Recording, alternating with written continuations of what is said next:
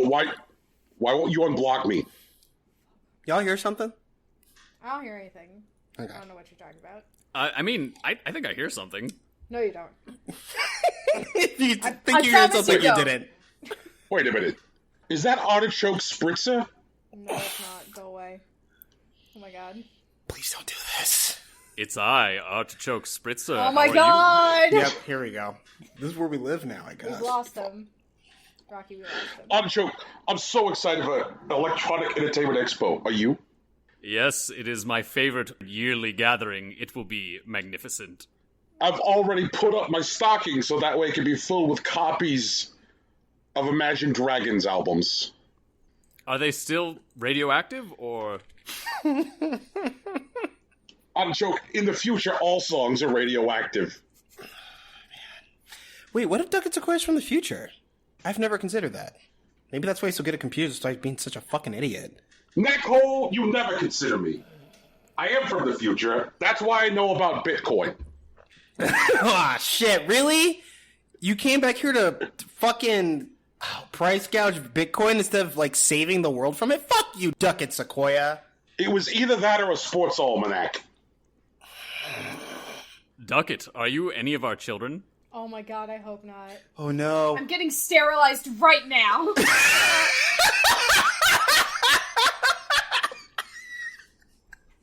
Fucking Ducat Sequoia fades out of existence!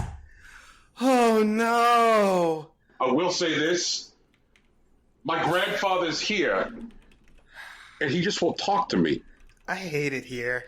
Oh my god. I gotta call her. We're not having kids. I'm over it. I'm done. Artichoke, you want to get out of here and go get wasted on Zima? Does Zima come back in the future? Yeah, of course, Artichoke. Oh, I didn't consider the possibility. Yeah, it comes in the walrus satchels. I hate it here. The walrus satchels. Ducky, can you I'm just taking notes. What to invest in. Oh my Walrus-based economy. All out of ostriches. Ducket, we actually have stuff to do this week. All right, let's go get fucked up on Zima. Let Granddad do his show. I can't believe canonically that's your grandson. I'm so sorry, Rocky. I'm gonna beat the shit out of my fucking kid. No, wait, how do I do this? Okay, so now I have a new feature. I have to have a kid and make sure that they are well adjusted enough that they don't have a kid like Ducat Sequoia. I think it was ambiguous enough that it could be Brian's. It could be Brian's, but Brian always talks to Ducat. Yeah, Brian does talk to Ducat. We don't talk to Ducat. We don't like Ducat. Man, I'm unprepared for the idea that Ducat Sequoia is a time traveler. Oh, fuck off, Brian. I swear to God. Even if he's a time traveler, his big tech was locking you in your own bathroom. It is weird how he was able to deal with the turrets, though. I don't know about that. That's fucking wild. That bit about James J. Turret and the Turret Society, like, that kind of... That's literally insane. There's no one named James T. Turret or whatever. Not yet. Oh, God. Guys, did I miss anything? It seems like someone started recording on my microphone. Joe? You know what? It's fine. Joe, you're a guest. Forgiven. Hey, everyone. Welcome to Impossible Coin. This is a podcast where we talk about video games and other shit, and we get periodically interrupted by a cyber criminal. I'm Rocky Hardy. With me are Brian Cartwright and Tegan Somerset. And today we have a guest, grandfather of the show, the one link between the three of us that's based in the physical world, Joe Spiro. It's I, the Tribond, the sweatiest man in New York. I'm so sorry. I'm so sorry for your loss. How is New York, man? It's pretty great. I just came from a restaurant in Queens where I ate Filipino food in possibly the worst ventilated room I've ever been in.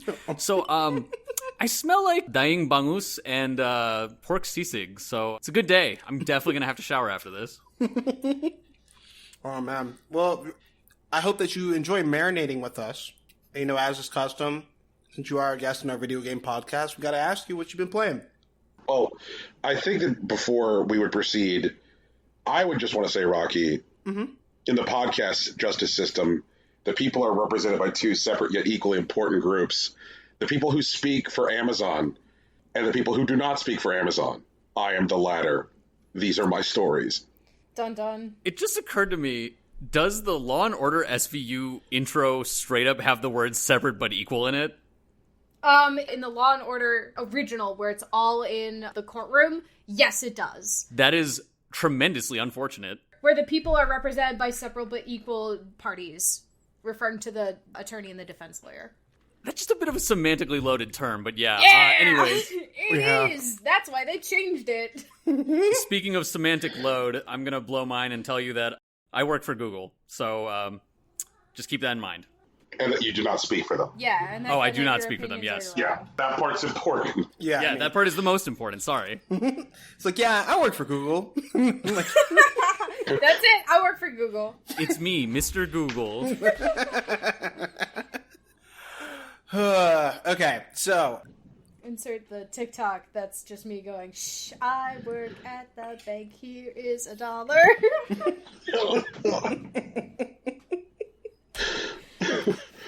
damn it. Oh, Jesus. Am I allowed to use that as my disclaimer? It doesn't matter. I work at a local bank. It doesn't matter. Nothing matters. I think you guys should all just do disclaimers now. Yeah, I'm not gonna do a disclaimer. So, like, I'm just gonna say what I want, and they're just gonna have to deal, I guess, for the time being. Fair. Yeah. Jesus. I mean, as long as you're not divulging company secrets, who gives a shit? Well, I mean, I'm better than Randy Pitchford. At least there's that. Yeah. That's a low bar. That's the lowest bar. Okay, Joe, playing stuff? Oh, yeah. So I'm in New York right now, kind of living here. I described it to them as a joke. Mm-hmm. Long story short, a lot happened during 2020. I don't know if you guys heard about this, but 2020 was a pretty wild year. There was like a panorama or something. That A was Pandemic being taken. Lovato. Yeah. Took like a whole year. Pangea was there. Yeah. Personal pan pizza. And, as the content separated, I decided to move similarly. And I've been in New York for a couple weeks now, just kind of feeling things out, because I'm discovering more and more that I actually really dislike the Bay Area. So I'm just trying to figure out, like, what I want to do living situation-wise, and, if I want to stay in the same department at my company, etc. Because, like, they have offices everywhere, so I'm just kind of figuring some of that shit out. Probably shouldn't be saying this publicly, but here I go! Anyways, in addition to that, I've gotten into rock climbing. Have you guys ever been rock climbing? No. No. I've only climbed actual rocks. The only thing I do is climb up the mountains of introduction at the beginning of the show. And that leaves me completely winded. Okay, so Tegan, I'm gonna put it out there. You're a fan of Breath of the Wild, right? I am, yeah. You might enjoy rock climbing. Well, here's the thing. I'm bad at climbing. I cannot lift myself. I can only lift the spirits of others. So, Tegan, here's the secret. Can you stand on 2 feet? Yes. Tentative yes. You sound concerned when you say that. I'm now concerned. I mean, Well, then you can definitely do an intro climbing wall. And long story short, I got into this because a friend of mine who I met on the internet basically got me into it. And it was something I had done a lot as a kid. My brother and our dad was like a pretty serious rock climber when he was young, before he went to medical school and gave up all sports. But I got back into bouldering, which is rock climbing without a rope. And it's actually really fun. Spooky. No, Well, thank you. The walls only go like 18 feet up at most. So really you're normally just climbing like realistically like 12 feet up. And like you fall on like really thick cushions. So it's not that big of a deal. I'm still thinking about giving up sports for medical school. I think that's a good trade. I'm not sure. Yeah, he was also, before that, when he was thinking about dropping out of school, he was also like a carpenter. So he also gave up carpentry for medical school. You can get back into carpentry, though. After medical school, though? Yeah, he was also a research scientist forester, which I don't think you can easily get back into. Wait, Yeah. what? Yeah, that's actually Mr. Spiro. Yeah, That's right. Yeah, my dad was a research forest ranger. His specialty was making faster growing trees so that you could replenish things more easily, so they wouldn't have to cut down as like large forests. Wait, Brian, I thought you knew. That's why we played Firewatch, right? At least that's what I remember. I don't think that's why we played Firewatch. I think it came up briefly during a Firewatch discussion. I was like, yeah, my dad was a research forester. I think Brian might have thought it was a joke. Okay, to be fair, The entire To be world fair. is shifting actively. I think that, and this is probably going to make me sound like an asshole, I don't think that I have any possible other initial reaction to that sentence, research science forester is a person I know, then like, yeah, that must be a bit. This is a joke. Someone's doing a bit right now. Yeah, it's... Which makes me sound like a monster. No. I understand. You wouldn't guess that based on, like, anything people know about me, myself, unless they've met my family. Rocky has met my family because, in case anyone doesn't know the deep, deep backstory of Impossible Coin, Rocky is my brother's former college roommate. Correct. Oh. Secrets. Yeah. I think I knew that, but I forgot. For sure. Yeah. That sounds about right. In this very city. Huh. Yeah, in New York. I used to go, but that's come up before. Yeah. But yeah, long story short, rock climbing's fun. And it's weird. It's the physical activity I've done that is the most like a puzzle. I get like a puzzle game because basically I've never encountered a sport that's more, this is going to sound like a negative term, but it's actually positive in this case. With the exception of things like weightlifting, I've never encountered a sport that's so prescriptive. Like, there is a correct way to do a course because you basically have to figure out a motion puzzle. Tegan, you want to try a puzzle platformers for it? Do you mean parkour? Because yes. If I had the constitution for that shit, I would. Actually, I fuck with parkour. Parkour's great. Parkour is pretty great, but it is a lot harder on your joints than rock climbing. True That enough. said, there are some rock climbing courses that involve minor bits of parkour, like basically like some challenge courses are like, okay, now just like kick off this and then don't hold something else so you can grab onto this other ledge. But most of them are more like, okay, figure out a way to maneuver your body to climb the most difficult ladder of your life. I want to know more about the rock climbing to Ninja Warrior pipeline, but I guess that's probably outside of the scope of this particular podcast. And I also feel like I'm maybe not knowledgeable enough. And to my knowledge, I think the bigger pipeline is the firefighter to Ninja Warrior pipeline. True enough. I believe And that. also the Japanese clam diver to Ninja Warrior pipeline. Japanese. Okay, that's the one. Okay, and I guess back to me being broken inside. When I heard about these pipelines to Ninja, is there something wrong with me that the first thing I thought about was various juggalos sitting about with bottles of Faygo referring to one another as ninja warriors? I thought you were going to think it was a Naruto porn or something. Which No, there is. man. Like, there's no I'm way just there's thinking not. about these people in like their enormous fucking Jinko jeans from the 90s shimmying up rocks while wearing face makeup, being like, hey, ninja, you gotta grab this hold. Like, This feels like a moment in like a first-person shooter from like the late 2000s, early 2010s. Just like someone screaming that while throwing Mountain Dew at you or something. Yeah, okay. Yeah. But to bring things back to video, well, okay, I'll just summarize that with rock climbing is a cool athletic puzzle game. Check it out. Other thing I've been playing at the suggestion of this same person who I met online is Undertale, which I know, yes, everyone's told me to play forever, but I'm finally playing it. And it's definitely one of those cases of I really enjoy this, and the reason I didn't play it was because too many people told me to play it. It's the same thing that happened to me with Chrono Trigger, where Chrono Trigger is now one of my absolute favorite games of all time, but I specifically avoided it because too many people said to play it. We were So actually talking literally about this last week with Brian. Everybody saw you, and you did not want to be perceived at that time. Okay, so I actually don't know what that meme is about. Is that meme like I didn't want to be detected, or is that meme like I don't want my ass seen? It's more like people have seen to the very core of my being, and they understand that this is something that I will fundamentally enjoy because of who I am as a person, and I'm not ready for that read yet. It's the same reason that I haven't watched Bo Burnham's Inside yet. It's because I'm not ready to be read like that. So it's less like that and more just me being very contrarian. Like, I'm gonna be honest, it's me being very contrarian and okay. just I will stick to my schedule, fuck you, my own schedule, baby. But this person got me to finally play it, and I'm thoroughly enjoying, and I've described it to other people to the best comparable point as, have you guys played Barkley's Shut Up and Jam Gaiden? Yeah. yes. Okay, it's like, what if you had a more well-meaning, less bitingly cynical, like, version of Barkley's Shut Up and Jam Gaiden? Yeah. With Earthbound influences. You have imagined Undertale.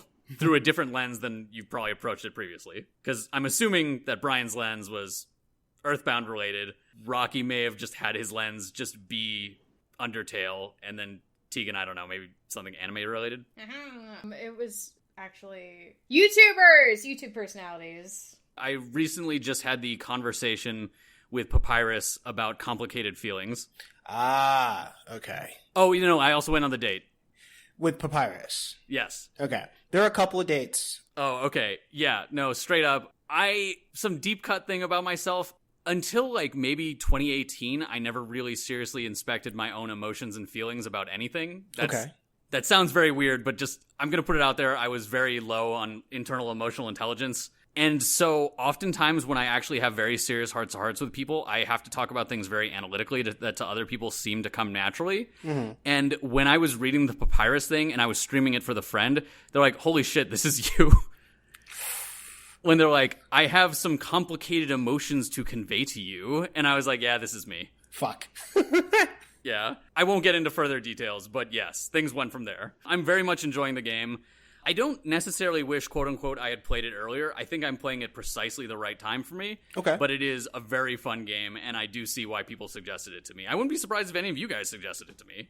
I feel like I did, but I don't remember.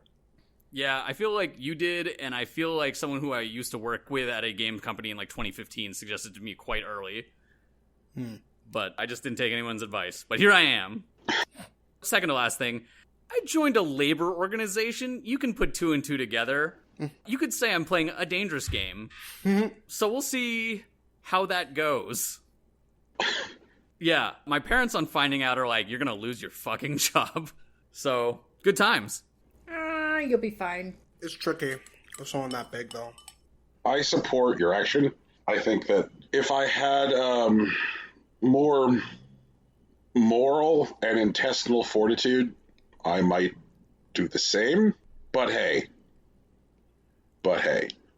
I don't think it's just that. I think we're also in different places and situations in life that makes it easier for me to do this, frankly. And you don't have to agree or disagree with that. But I will say that I think it's less of a sacrifice for me than it would be for you.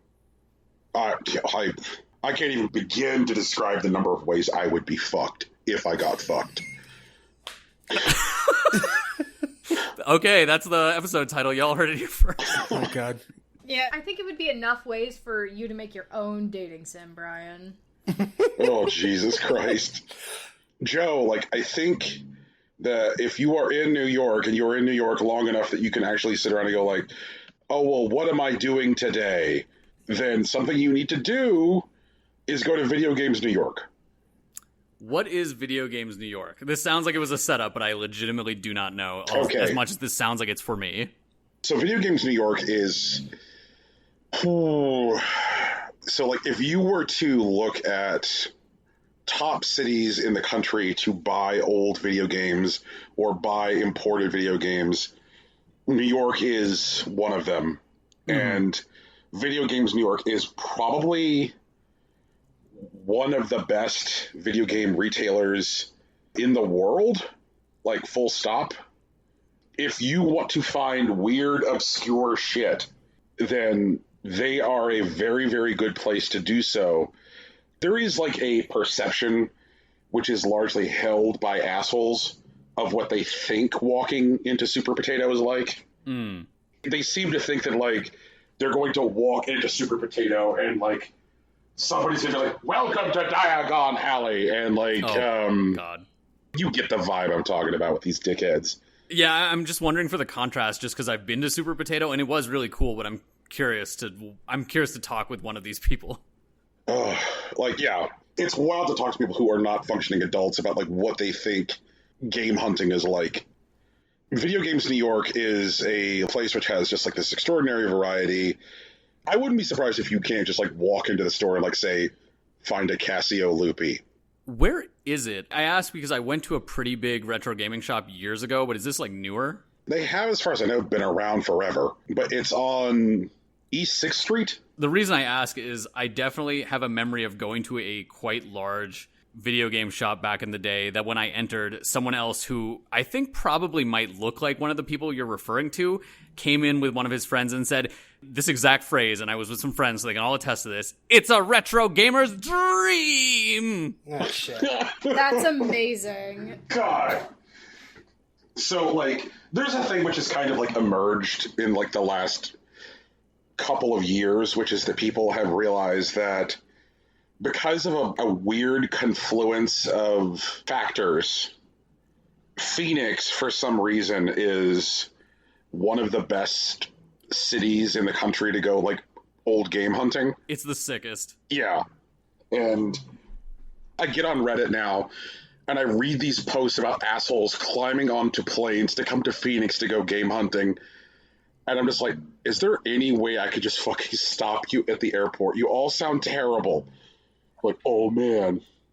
I have some breaking news. Video Games New York is, in fact, a retro gamer's dream. It is the exact place I thought it was. Yeah. Okay. Well, maybe you could enjoy going there with somebody who's not that. I was not with that person. Yeah, they just happened to be there. Yeah, they just happened to enter as I came in. Jesus. Their depth of inventory. It's the kind of place where you could just stop and be like, hey, I need some Sanwa switches. You know? I definitely remember going there and like thinking about my memories of Super Potato in both Osaka and Tokyo. Right. It's like the parody is pretty good, actually. Right. I think that's something which like a lot of like these terrible video game weeb shitheads don't understand, which is that like there are places that have that kind of depth of inventory and have that kind of like depth of like staff knowledge that exists within the United States. And it's like, oh, that's just not possible. Like, really? Tell that to fucking Pink Gorilla. You know? Like, settle down. Yeah, where's Pink Gorilla? Seattle.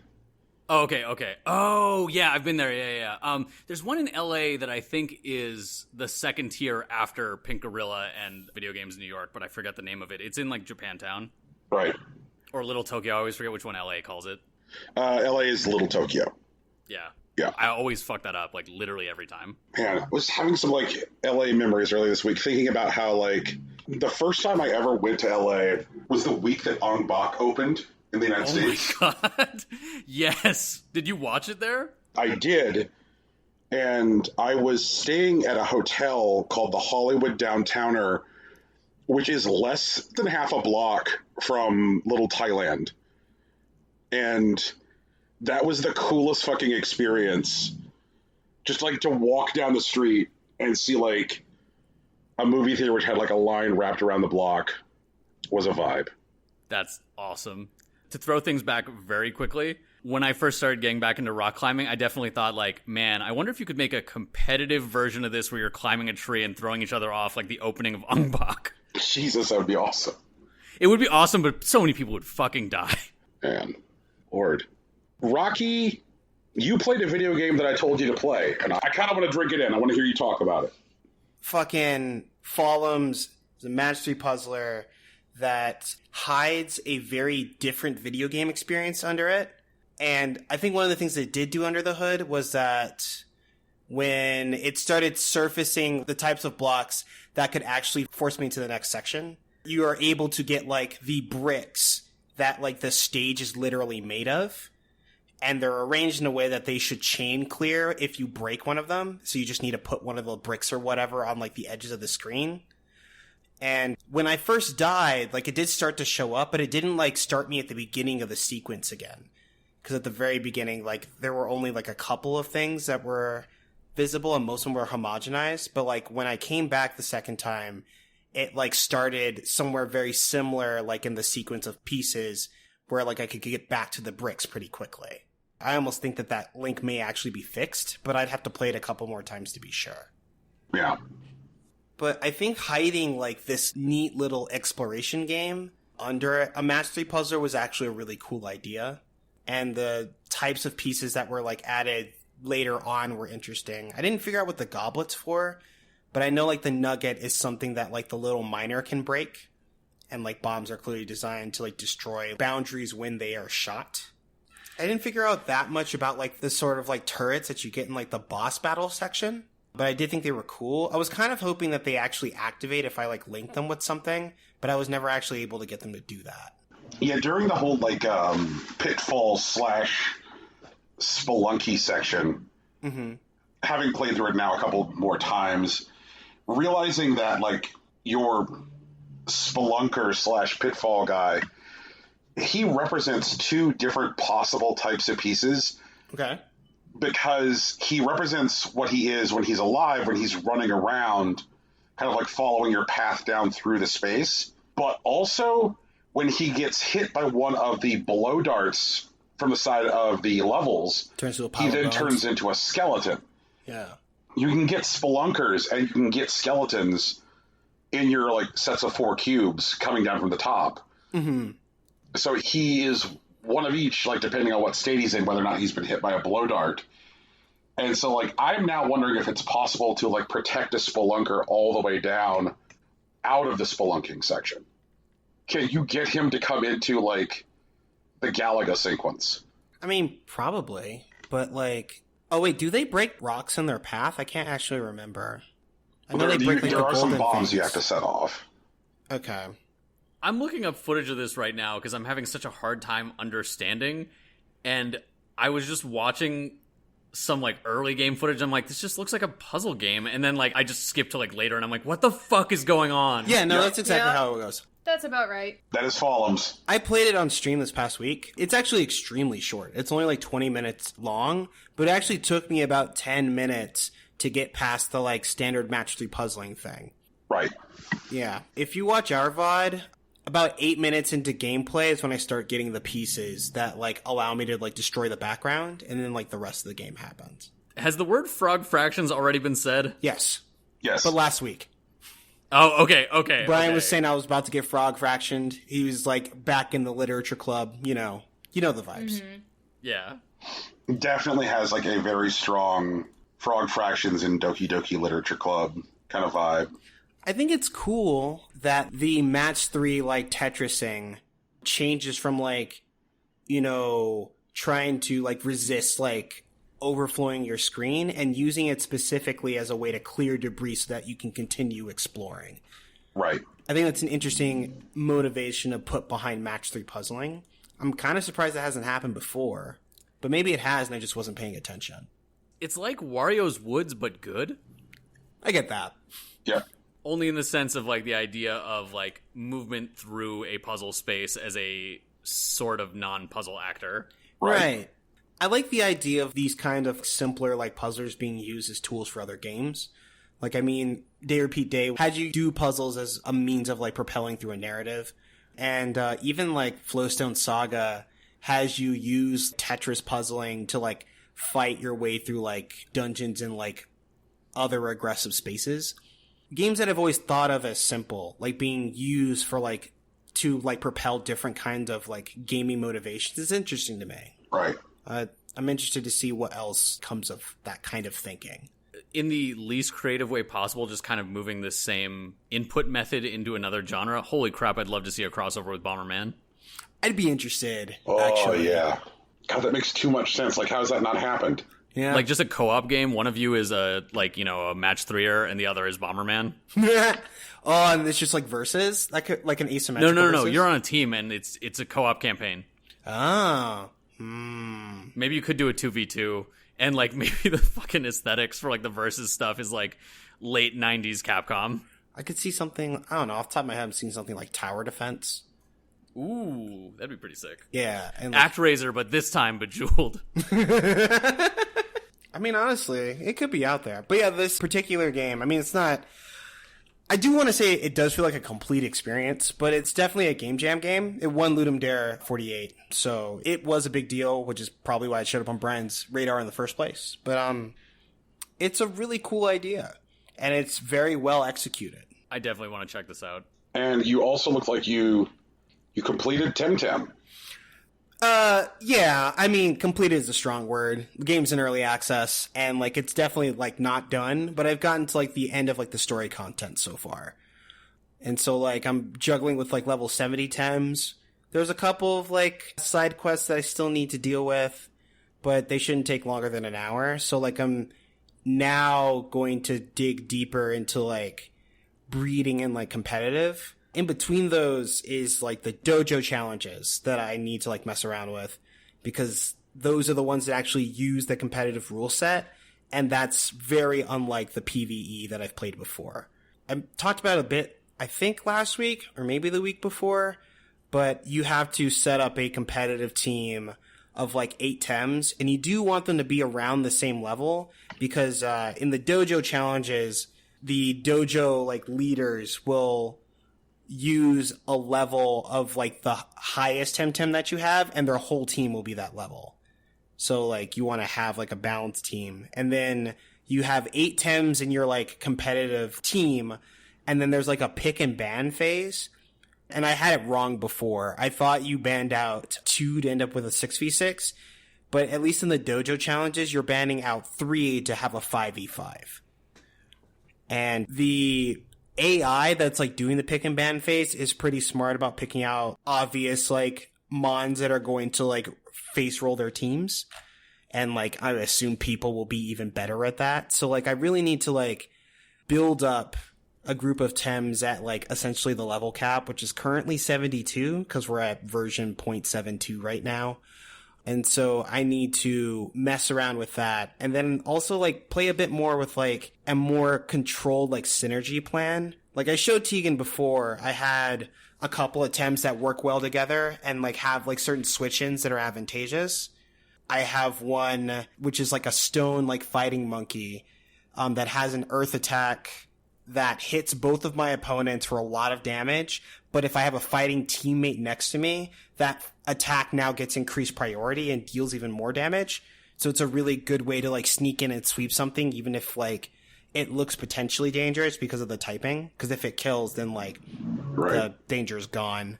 And so there are a handful of, like, maneuvers like that I know are possible, but, like, putting them together into, like, a 5 or 6 man team, especially when some of them may be banned out, is something that I need to dedicate a bit more serious thought to. And I'll have time to do it, because, like, even though breeding is incredibly fast in this game, like, I think that fixes pretty much everything that has been tedious about it in, like, the Pokemon Company's offerings of monster breeding. I am still going to have plenty of time to try to piece together what kind of synergies that I think are, like, necessary and things that I'm willing to gamble with. Right. And that's, you know, a different dimension of the game that I haven't really had to mess with up until now. So, like, I'm really interested in exploring it. Okay, so this feels like a good place to talk about. There's a trailer that came out for a video game called Palworld. Mm-hmm. It came to my attention yesterday when Destructoid writer Jonathan Holmes posted it on Twitter. He retweeted it and said, like, I didn't have forced labor cover shooter Pokemon on my E3 bingo card. And I said, what? Really? What? And I watched the trailer. I don't even know where to start. The army of little pals sitting in a sweatshop assembling assault rifles while crying feels like a good place to start. Or 2 pal traders locked in a cover gunfight and the one darts out behind a rock in order to get a better shot at his opponent, realizes that he's open to being killed, and lifting up a sheep pal to use as body armor, which gets killed and you can watch its eyes become lifeless as it's standing there shooting at his opponent. What in the fuck is this video game? Real talk, I'm looking into the organization that made it and wondering if they're actually just a front for PETA. Oh, God! Oh, that'd be wild. That would actually be better than what's ever happening. Jesus. Yeah, but, like, you know, that game's gonna come out next year. It'll probably open with a free-to-play model. It'll make $1 billion. It'll be at the next Game Awards. No, that is just not happening. Brian, we did the exact same thing with Genshin. It's gonna be the best game. It's gonna be so good, though. You don't understand. It's gonna be so good. Like, it's gonna have really tight cover mechanics. The guns are gonna be incredibly balanced for some reason. And it's all PvE, so, like, people don't have the PvP arguments that they scream about every year. Like, I'm telling you, Farming is gonna be really good, too. At first, you're going to be concerned about the slave labor, but then you realize it actually has a lot of very nuanced and interlocking systems, like Stardew Valley, people will say. You know, indie darling Stardew Valley. Stardew Valley does not have any sweatshops. Well, technically, unless you count JoJo Mart. But, like, you technically leave it at the beginning, and you can ally yourself with them when you realize that it's easier to make money than, like, wait till fall to get a pumpkin, you know? I can't see people, like, getting behind this fucking thing. I just... I mean, I get that, but also, once again, Brian, do you remember, what was it, March of 2019, when Genshin Impact was, like, announced? And, like, we were all ready to write it off. You actually, like, tossed it aside as horny Breath of the Wild, not worth my time. And it's made hundreds of millions of dollars since. Okay, all right. I have an argument how this is different. Okay. These developers allegedly have previous video games they have released, and those games have not made billions of dollars, and actual human beings who have played those games report from the front lines to say, like, yeah, don't get your hopes up for Palworld. Everything they've put out before is a broken, unfun, shitty mess, which is supported poorly.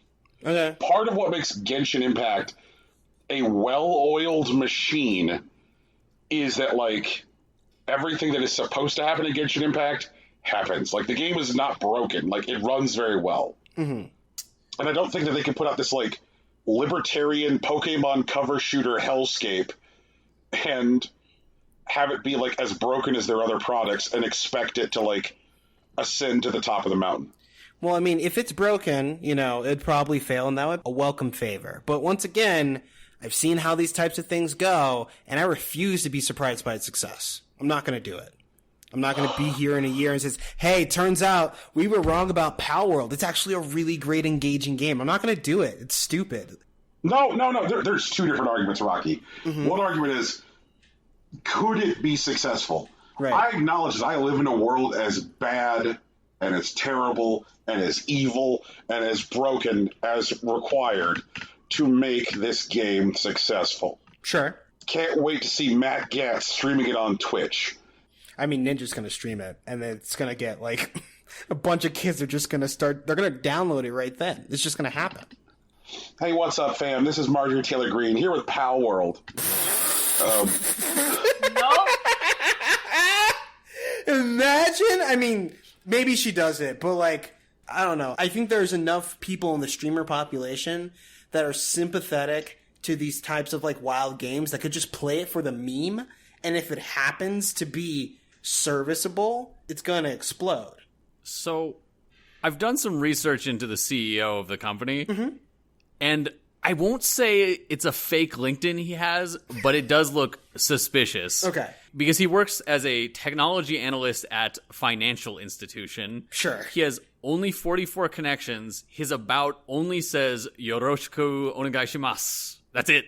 You know, as in, like, nice to meet you. Right. His endorsed skills are SQL, Unix shell scripting, and Linux. And I've checked his connections that are publicly viewable and endorsements, and one of them is a person with 33 connections, and the other has, like, 500, so he might very well exist. But it's just a very weird online presence.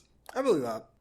Also, the financial institution he works for, if you click it, takes you to AmeriCU Credit Union, which is based in New York. So I'm very confused. Sounds great. Let's get him in for an interview.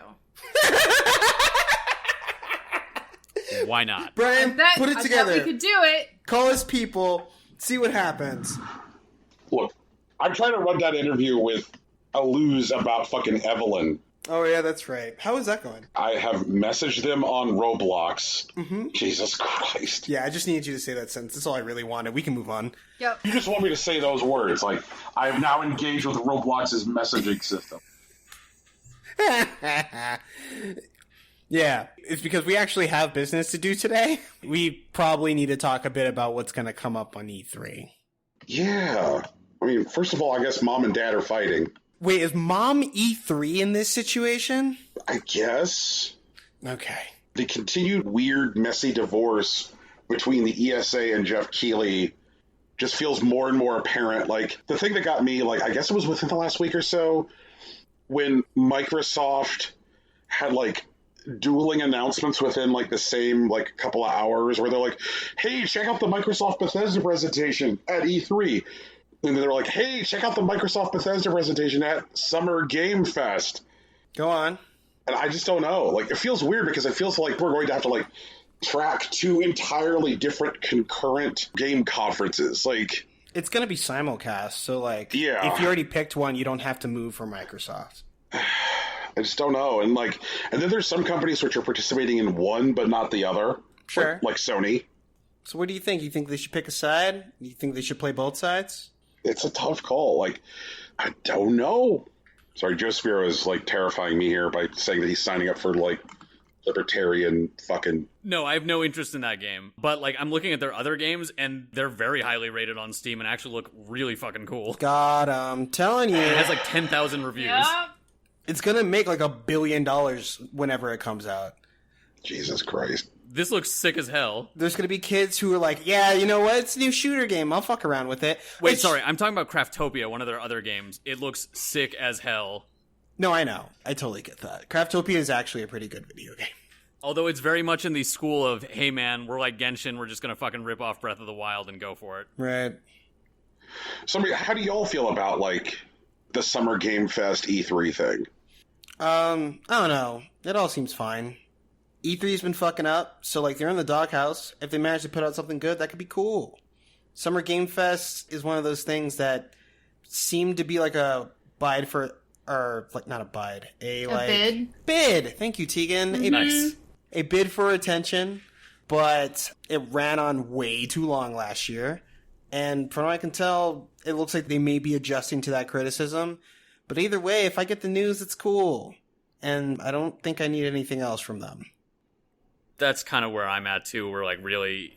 I don't think anyone's, like, quote-unquote on-the-ground experience of E3 matters anymore. I do think a focal point for news sounds cool.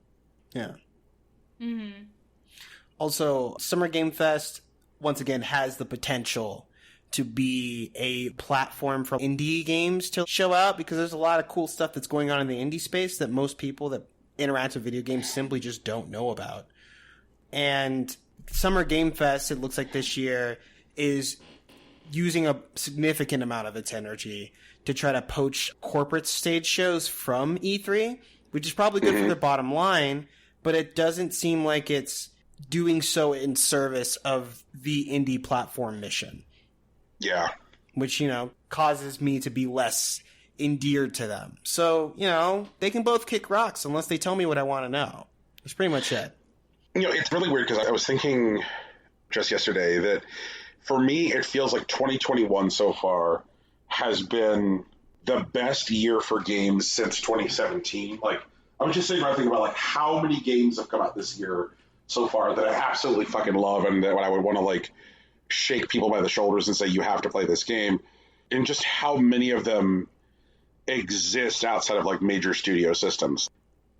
It really feels like there's not much which exists within, like, you know, traditional major publishing which is, like, exciting anymore. And, like, I think about E3, and I'm just like, what do these companies have on offer that, like, I could conceivably care about?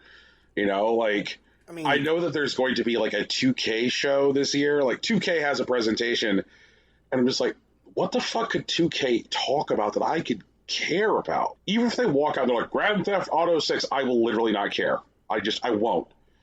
And maybe that makes me, like, grumpy and old and shitty, but just like, okay, whatever. So, like, or if they're just like, hey guys, now GTA Online has fanny packs. Like, who cares?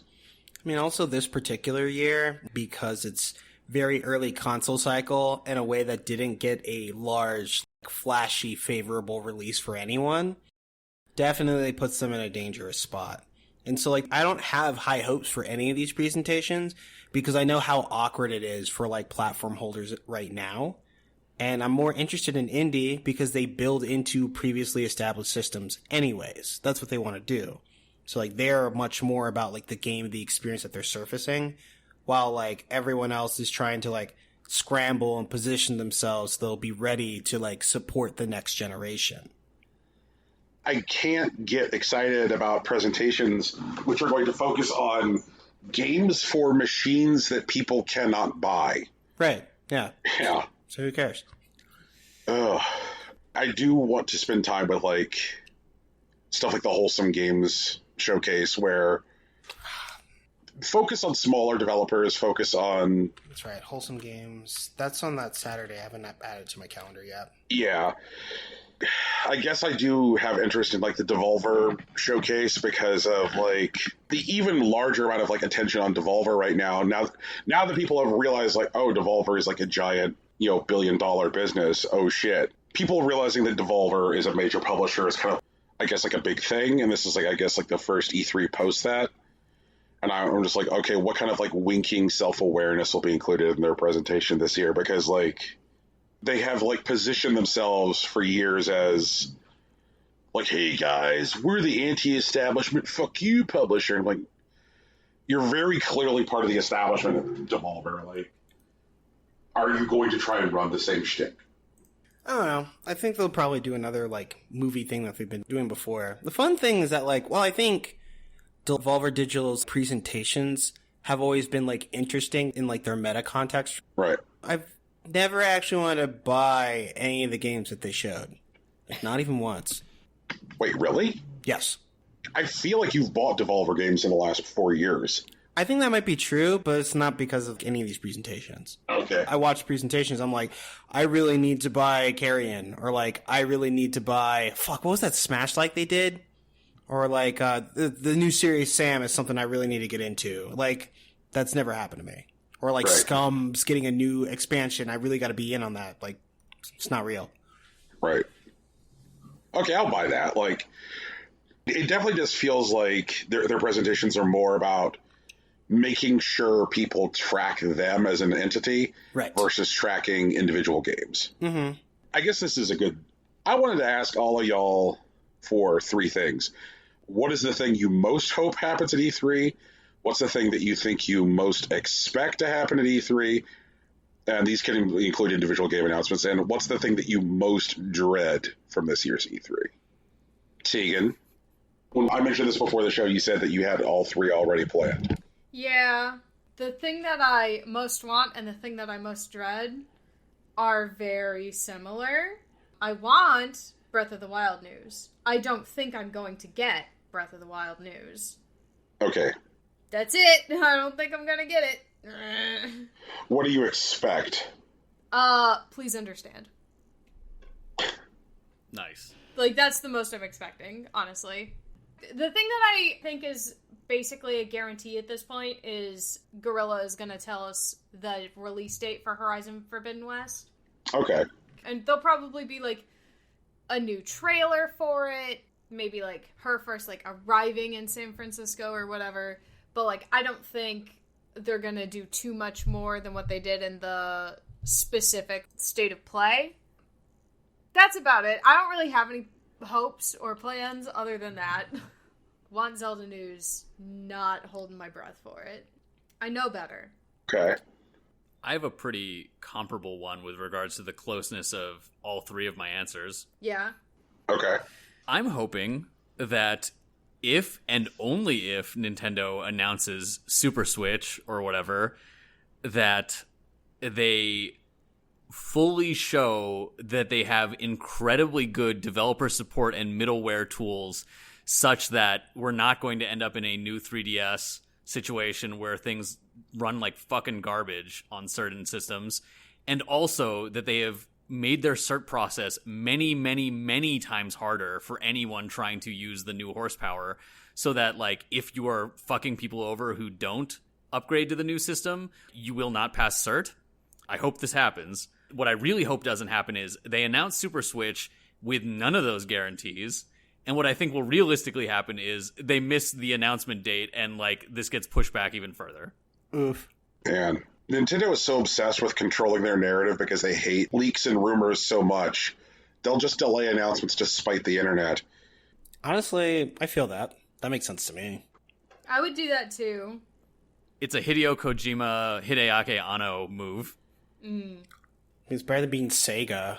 But it's like, come on. The number of retailer leaks on this juiced up Switch are pretty significant. There are several at this point.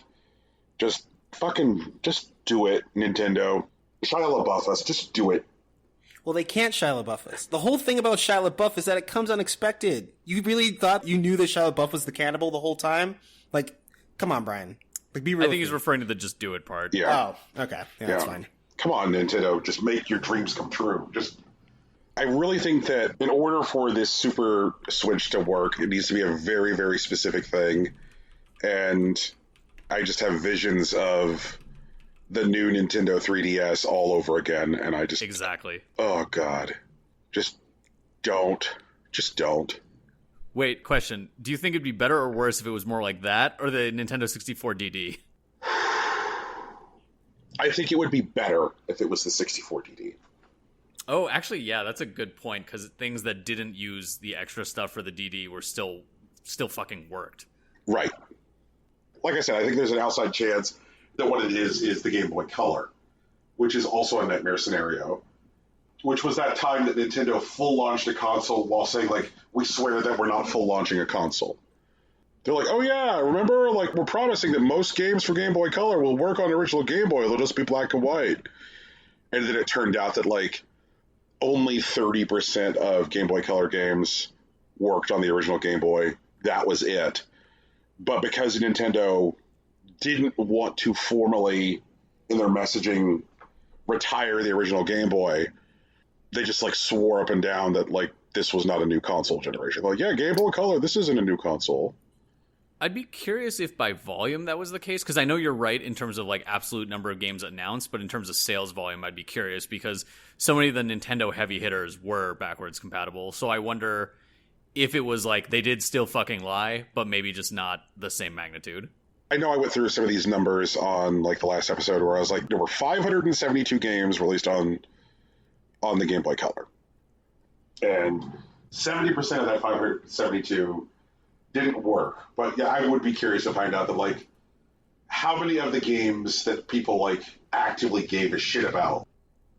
You know, like, I'm sure that there's something called, like, Shimmy Up and Down the Ladder fucking Hamburger Panic or something, which... That's my game.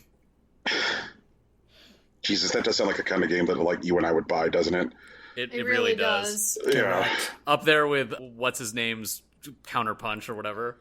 Oh, Hoyt Axton. Yeah. Barrett Jackson's Counterpunch, yes. Oh, yeah. If Shimmy Up and Down a Ladder, Hamburger Panic only worked on Game Boy Color, was the stuff that did work on the original Game Boy the core titles, the essential titles, like the Nintendo first-party stuff? But I see more incentive for, like, third-party publishers to be the ones that were, like, targeting the older hardware. I don't know. Like, it would be interesting to go back and do a study by sales, find out, like, what did that 30% look like? But either way, like, giant amounts of people got fucked if they didn't buy a Game Boy Color if you were interested in, like, handheld gaming from Nintendo. For sure. I could just see them be like, hey, guys, we swear we're not launching a new Switch right now. This is just, like, a souped-up Switch. We promise that we're not doing this in order to, like, better our relations with, like, major AAA publishers who are interested in the Switch but are less than enthused by the fact that, like, it's as powerful as a very old Android phone. Brian, I have a terrible idea. What if one of the features of the Super Switch is, God, what is it? HDR. What if it's HDR and they release a patch for the Link's Awakening Switch remake such that in addition to a color dungeon, there's also an HDR dungeon that you can only go into with the Super Switch?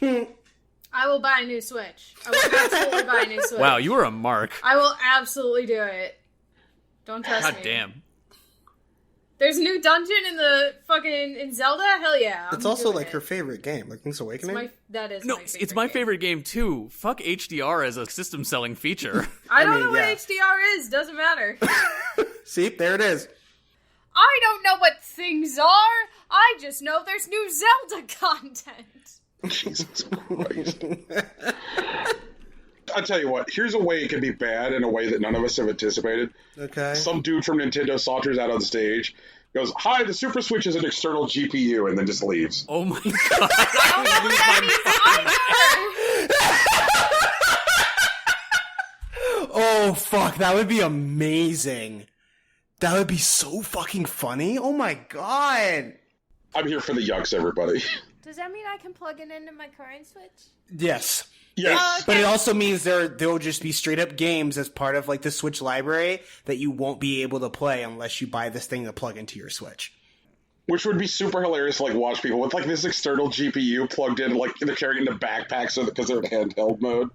I was literally about to say, it's like the Super Soaker thing that was just a fucking backpack. Yeah. Oh, God. Rocky, what are you most looking forward to? What do you expect? What do you fear? I hope we get some Sports Story news. I do want to play Sports Story. I hope that Camelot Software Planning gets released from the bondage of Mario sports games and are allowed to make Golden Sun again. Good luck. I know, right? It's been like 10 years. This will be the 11th year, I think, actually. 3 killed it. Yeah. On that note, it'd be cool if it turns out the killer app for the Switch Pro turns out to be a new Advance Wars game. That could be fucking godlike, but it's not going to happen. I would also like Breath of the Wild news. I would like to know that the Metroid Prime 4 team is alive, and I'd like to know the studio. Mm-hmm. I would love a Mother 3 localization, but you know, what are you going to do? I expect that we'll get a bit of Breath of the Wild 2 news, and if not now, then probably like in September, we'd actually get a date for it. I don't think it's going to be, they could do the Kingdom Hearts thing, which I hope they don't do. But, I'd like to know more about Arceus. I want to know more about Triangle Strategy. I want new fast clicky games. And I want new rhythm games that aren't obvious cash grabs. Like, I want reasoned, like, built from the ground up serious rhythm games like Rhythm Doctor and Unbeatable. Unbeatable's going to be in the Nintendo Direct. I'm focusing on Nintendo. Jesus. I want to know more about the new God of War. They already told us it's not coming out this year, and that's fine. I still want to trailer. But Sony's not at E3, sir. Yeah, but Summer Game Fest happening at the same time. Okay, fair enough. Wait, who's Kratos fighting? Who isn't Kratos fighting? Is it Egypt this time? It could be Egypt. I could see him going after the Egyptian pantheon now. He already did Norse, right? That was a new thing? Yeah. I want to see Todd Howard excruciatingly try to get through a presentation without saying the word fuck. The Todd Howard QTE challenge for saying fuck is definitely something I'm looking forward to. I want him to pretend to be super excited that Skyrim is now available on iOS and Android devices. Or if not, just releasing directly into Apple Arcade. I want to see a new fighting game announcement that I actually care about. KOF 15 is not coming out this year, but they've already talked about it. Virtua 5 re-released, which may point to a Virtua Fighter 6 on the horizon. I'd like to see a teaser for Street Fighter 6 this year. I'll get away from that. I think Steam's going to show a bunch of stuff that I'm not currently thinking about, and I hope it's cool. But, it may be just a bunch of, like, the standard stuff that I've come to see with, like, 1 or 2 things that I might need to pay attention to. Mm-hmm. Oh, no, also, I want news on Final Fantasy 16. And I want them to admit that it's also coming out for PC. And I'd like for them to keep the Endwalker trailer short, but I also want a bit more information that didn't show up at FanFest. So if they can walk that line, that could be cool. I would like them to put Sora in the next Final Fantasy game. Yeah. Oh. Rocky, can I ask you a follow-up for something you said earlier? Sure. It was a while earlier, and I just didn't know your list would be this long. Yeah, for sure. But what do you think Advance Wars would need to have from Fire Emblem to get it to do anywhere near as well? Because I'm guessing it's a lot of, like, dating sim shit and inappropriate touching and, like, basically fan fiction trope level pseudo-eroticism. Okay, so, I mean, I feel like that's a bit of an oversimplification. Ironically, that's the thing that saved Fire Emblem. Fire Emblem Awakening, while it did add waifu wars, the big thing is that it became a lot easier. Oh, true. So you actually got to mess around with the waifu wars. And so, if we look at Advance Wars, the first 2 games were pretty effective because they were simple and they were easy to get into. And, like, Dual Strike added a new level of depth while also, like, dipping their toe in the water for, like, the shipping wars. And Days of Ruin failed miserably because they just made Edgelord Advance Wars and none of the fans cared about that. So I think what they would need to do is, like, tone back the edge, lean a little heavier into some of the shipping wars, but, like, be more about, like, war-torn romance as opposed to, like, eugenic super children. If 80% of the commanders were hot and you could get them together with potentially implied, like, fucking, I think that would make it do a lot better. But I think the game needs to be simple and easy to get into. And everything else about Advance Wars sans, like, Days of Ruin would already work. So, Rocky, I think you'll be very excited about this leak that I have from the Nintendo presentation. It's for a game called no permadeath, finger blasting tactical square game now with Dante from the Devil May Cry series. Brian, I can already tell you that leak is fake because Nintendo would never allow a game called Finger Blasting to exist as one of their main titles. Also, they probably wouldn't even let Dante, like, on a Nintendo console. I feel like... I believe they could let Dante into Smash. I think if Dante was going to come to Smash, they would have done it years ago. Regarding the title, I feel like Rhythm Heaven is already a pretty good euphemism for finger blasting. Yes. That is how they would do it. Oh, also... Big ol' euphemism. Another thing that I would love that is absolutely not going to happen would be an announcement of a game that mashes up the mechanics of, say, Rhythm Heaven or Elite Beat Agents with the cast of Katamari. That could be fucking sick. Ooh, okay. But it's, you know, it's absolutely not going to happen. We're probably going to get a lot of placeholder trailers in the style of, like, 2018 Sony. Not 2018, 2016 Sony. Where they really didn't have anything to show for their efforts, but this is a game and they're definitely working on it. I think there's going to be a lot of indies. I'm worried that there will be so many indies that people won't pay attention to them. Yep. And, like, just be mostly upset that, like, the flagship franchises that they know and love won't have iterations this year. Which would be a shame, but, you know. And then they'll blame it on indies. They will blame it on fucking indies, and you know what? I'm going to be on the front lines. I'm going to be ready. And I truly fear a world where people decide that because of so many indies and so many things to keep track of, they simply tune out from the scenes altogether, and we lose the significant financial backing that E3 and Summer Game Fest have had because they truly believe that the audience isn't there anymore. I think that's one of the biggest fears that I have about any of this. Not any single, like, presentation, but the fact that people can't latch onto anything in particular, that they decide that the whole thing's not worth it, and, like, shareholders end up agreeing with them. I'd definitely be curious to see how much they chalk it up to, like, we're coming out of COVID. Yeah, that would be cool. I would love to blame, like, low viewership on COVID, but if it happens again, it'll be harder to, like, you know, fight against. For sure. I think they get one free pass of low viewership on COVID, and then that's it. Yeah. I have a question, because I didn't know we could list this many things, but any of y'all looking forward to anything about Dragon Quest XII?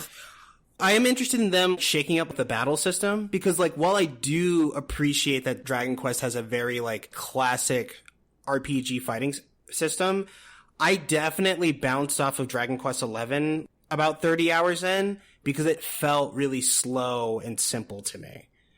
I didn't grow up with it being my comfort game, and I actually, like, started getting bored. I came back to it and, like, ultimately put, like, I don't know, 120 hours in that game. 127 hours, Dragon Quest.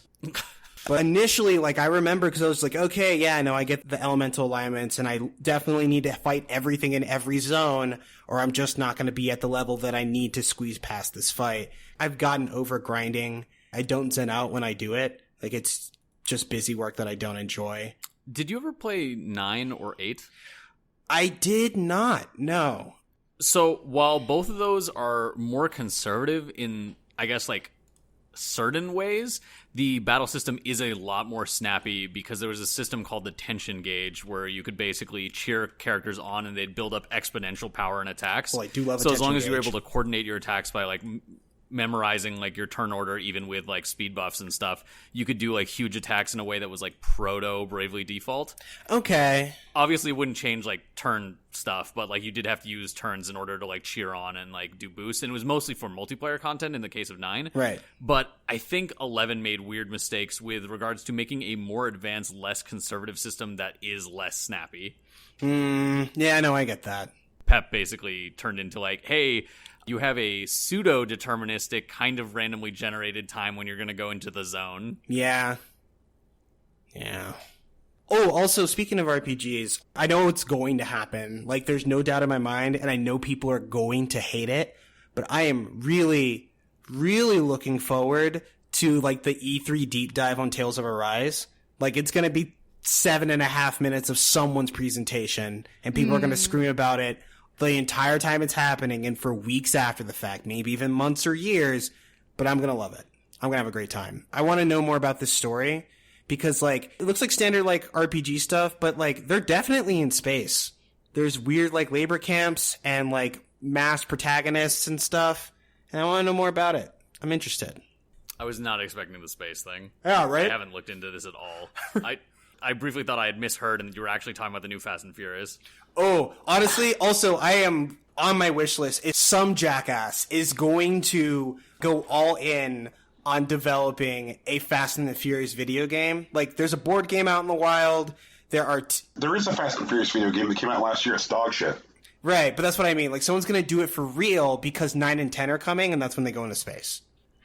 No, Fast and Furious is going to get a tie-in with Fortnite. Probably. That is actually what's going to happen. Yeah. We're going to get all excited because we're going to think it's a real game, and then it's actually going to be a tie-in with Fortnite, and we're going to cry. Yeah. I'll just wait for the TTRPG system, and then, like, I'll play that. That's fair. Is one of your, like, character sheet things, like, family, like, just you have to determine the aspects of your family? Yeah, I think that should be, like, a base stat. Like, the guy that betrays them but comes back in, like, 5 initially had a lower stat, but then, like, he clears a threshold and he's able to, like, be a better family member then. What's his name, Brian? Oh, fuck. Is 5 Tokyo Drift? That's 3. No, 3 is Tokyo Drift. Oh, okay. 5 is the one that we actually watched as a watch-along, Tegan. Oh! 5 is the one where they're dragging a safe around. Yeah. Okay, gotcha. Yes. I'm on board now. 5 is my favorite one, even though I know I think people like 6 more, but yeah.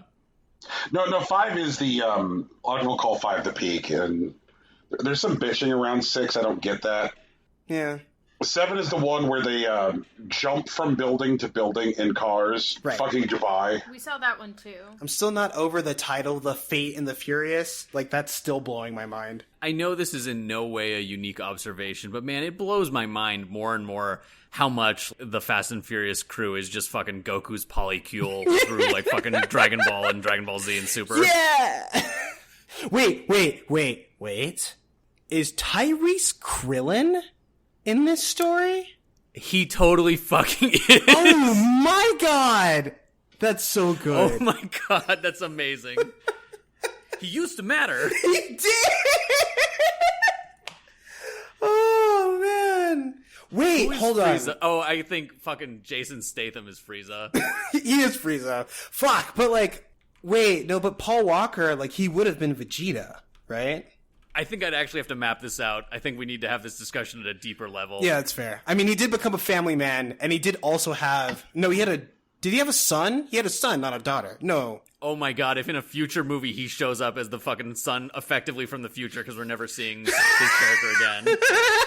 I hope they give him the purple jacket. I hope they lean into it. That'd be fucking amazing.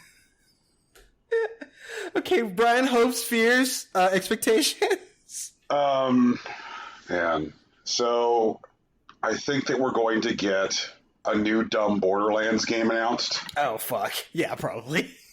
Gearbox is bothering to do a presentation. And, like, if they're bothering to do a presentation, then I think that is only because, like, hey, everyone, we have a new dumb Borderlands game. Mm-hmm.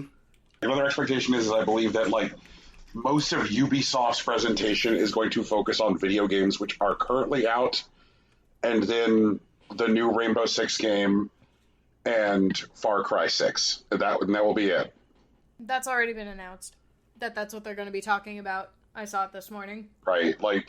Damn. Their publishing model now is just, like, exhaustively support games forever in an effort to, like, push year 2 and year 3 sales on games. Ooh, wait.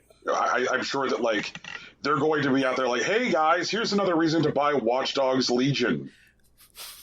We hope you care this time. Brian, remember you said that, like, we need to watch how publishers respond to, like, the release of, like, the new Nintendo Switch or whatever? Right. What if Ubisoft announces that there's an additional expansion to Mario plus Rabbids Kingdom Battle for the new Nintendo Switch? And that means that they believe it's a new console. But if we get Mario plus Rabbids Kingdom Battle news, then, like... You're talking about the two warring sides of Ubisoft's internal philosophy. Yes. You know, the endless Ouroboros, which always eats the booty like groceries. There is the Ubisoft that wants to support games forever, and then there's the Ubisoft that can't wait to have 300 games out at the launch of every new console. Yeah. Like, you go back in time, like, Ubisoft enthusiastically supported the launch of the Nokia Engage. Like, I remember the Engage. I wanted one of those. My mom was smart. She told me not to get one. They were fucking shameless. So, like, I still hold to that. Like, I do think that, like, we can figure out whether or not the video game industry thinks that the new Nintendo thing is an entirely different console or not, depending on how Ubisoft reacts to it. Mm-hmm. I hold to that. I think that the Xbox presentation is going to be different this year because, like, Bethesda has historically had, like, enough stuff going on that they have warranted their own showcase. But it doesn't mean that there's going to be less Bethesda bullshit. Like, we're not going to be hearing stuff like, hey guys, here's the new expansion for our shitty card game that no one plays. Less of that. I do think that this year, like, if we're talking about things that sit in Brian's expectation column, I firmly believe that we're getting Starfield news this year. What's the Bethesda card game called? Elder Scrolls Legends. Oh, yeah, that's right. Okay. Right. No one cares. Yeah. They tried to make a game that was designed to be a Hearthstone killer. It killed nothing. I think we'll see Starfield. I think that will be the Bethesda thing. Like, when Todd Howard saunters out on stage and stands beside Phil Spencer, that is designed to be the moment. And he's like, hey guys, I know what you want to hear about is Starfield. I don't know. I feel like they try to push Elder Scrolls 6 because they really want Halo Infinite to happen. Yes, but we know that Starfield is significantly further along in development than Elder Scrolls 6. That's true. You know, like, that is something which Bethesda said in, like, financial disclosures before they got bought. Like, so we know that, like, really, that, like, Starfield is going to happen several years before Elder Scrolls 6. Now, at this point, like, Microsoft has the ability to, like, put gas on the fire and can be like, hey, do you need 900 more people whose souls you'll crush to make this game faster? Right. And Elder Scrolls 6 may, like, happen outside of, like, a previous timetable, but, like, Bethesda previously has been very, very cautious in, like, the way that they've maneuvered around the Elder Scrolls series for, like, the last several years with, like, several ports of Skyrim to new platforms and Elder Scrolls Blades for phones, et cetera, et cetera. But, like, at this point, we're due for actual news about something from ZeniMax, and I think that is going to be Starfield. I think that will be the moment that they choose to have Phil Spencer and Todd Howard on stage beside each other. I think that, like, what will end up happening is, like, Todd Howard will make a cute moment out of saying fuck. Like, they told me I wasn't supposed to say fuck. Whoa. I think the other things that we'll see at Microsoft's presentation include Psychonauts 2. Oh, yeah, that's due. Right, that's this year. That's this fall. I think that we'll also see Hellblade 2 at their presentation. You know, like, that one feels like an easy pull. I think that we will see a Forza game because we have this new Microsoft console. Microsoft likes a yearly cadence with Forza, so I think that we can expect a Forza. Also, I realize that, like, most of these are, like, boring and safe predictions for Microsoft. Forza the Furious, let's go. There we go. Forza Horizons 3. Yo, actually, come on. Yeah. Tokyo Drift. Y'all remember that time that Forza actually did have a tie-in with Fast and the Furious? Yeah, when was that? That was a long time ago, right? Yes. This is how they start with the Forza Horizon Fast and Furious tie-in, and then they link that tie-in to the Fortnite tie-in so that they can talk about Fortnite. It's a beautiful transition. Oh, God. I'm not wrong. What if the Forza tie-in turns out to actually have the real story of why Han actually survived? Oh, that'd be cool. I'm down with that. They talk about it a little bit in the actual movie, but, like, if you want the full backstory, like all the raunchy details, you gotta play the Forza Horizon game. I think that also Microsoft will use the opportunity of their presentation to try and, like, assuage the pearl-clutching PlayStation fans. We're all like, now that Microsoft owns Bethesda, this is the end. And then they're going to, like, bring one of our friends and partners at Sony on stage in order to talk about PS5 exclusive Ghostwire Tokyo.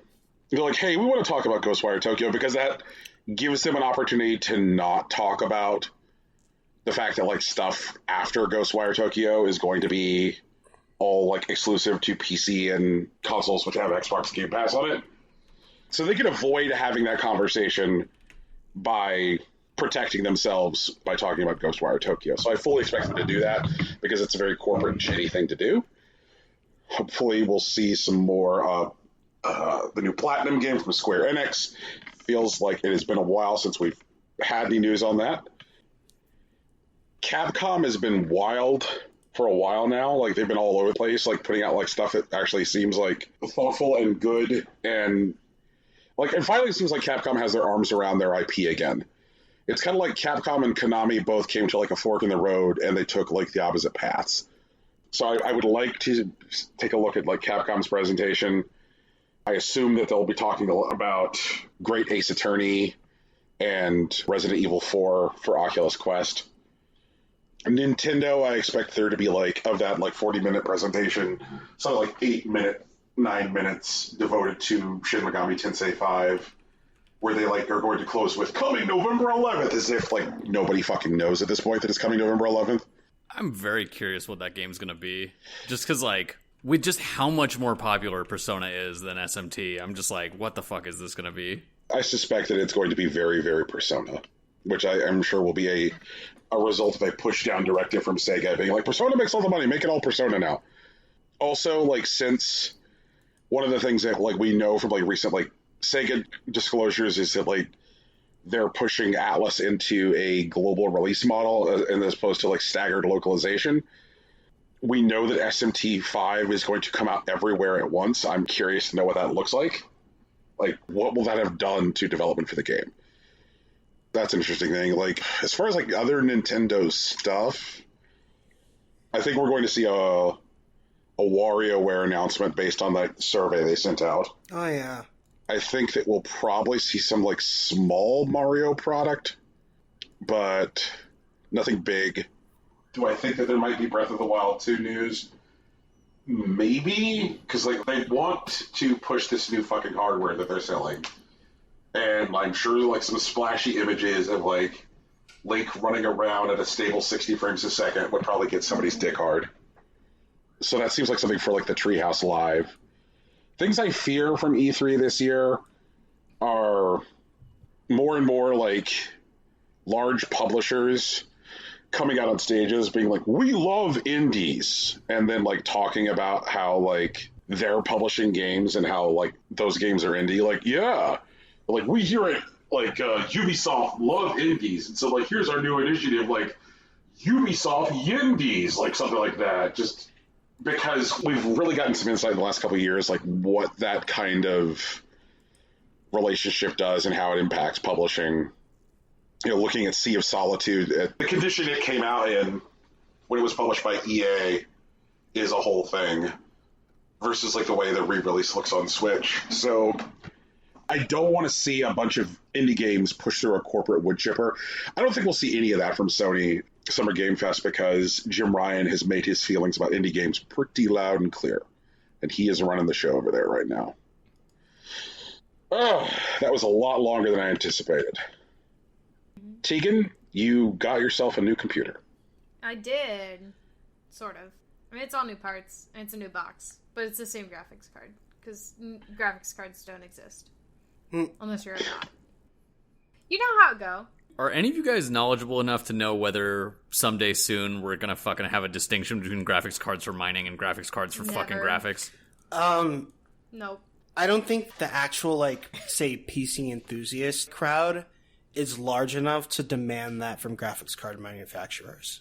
They're physically not enough people, and they definitely don't purchase in enough volume to make these, like, manufacturers care. The only thing I think that could do that would be, like, and I hate saying this, but if, like, Disney Pixar made that sort of demand. Like, if a big old corporation was like, we need a separation because we can't get graphics cards to do what we want to do when we have a backdoor into every fucking graphics card company ever, then there'd be a distinction. I think that graphics card backdoor means that they're never going to ask for that. Yeah, Tegan. exactly. I do know that. That's Right. why I say it's not going to happen unless that happens. I mean, it's something which NVIDIA is already trying to do, but it's not working. NVIDIA's like, please buy our dedicated mining graphics card. And the way that the miners reacted to it was like, okay, but what if we just buy up all the other graphics cards? And just the issue with, like, the parts shortages, like, it doesn't matter that they're trying to sell these, like, dedicated mining graphics cards, because between, like, the miners just wanting to go set up farms in a U-stored facility in Iceland, like, they're going to just buy whatever cards they can find. Oh, yeah, sorry. I didn't mean it like at a, hey, just branding. I meant like a, hey, this is many times more efficient per cost because of a distinction. And I know that there have been attempts to do that, and that they've all actually been worse for mining than traditional graphics cards. Right. Yep. The card that NVIDIA put out, the CMPHX, is in fact worse than just buying an actual graphics card. Also, I saw footage of people sitting outside fucking Best Buys for 3080s this week. It just made me want to backflip off this entire fucking planet. Just like, The good news is, it has never been a better time to be me, because I don't give a shit about graphics. It's also never been a better time to be me, because my eyes are too bad. I don't notice a difference. I can't see. Oh, man. so Tegan, what does this new computer mean for you, the Tegan, the gamer? It means I can play games that run on Windows 10. That's what it means. I have Windows 10 now. Nice. Oh, you can match 3 now. That's it. That's the whole update is now I There can we play go. that match 3 game that Rocky played on stream for me. Wait, that requires Windows 10?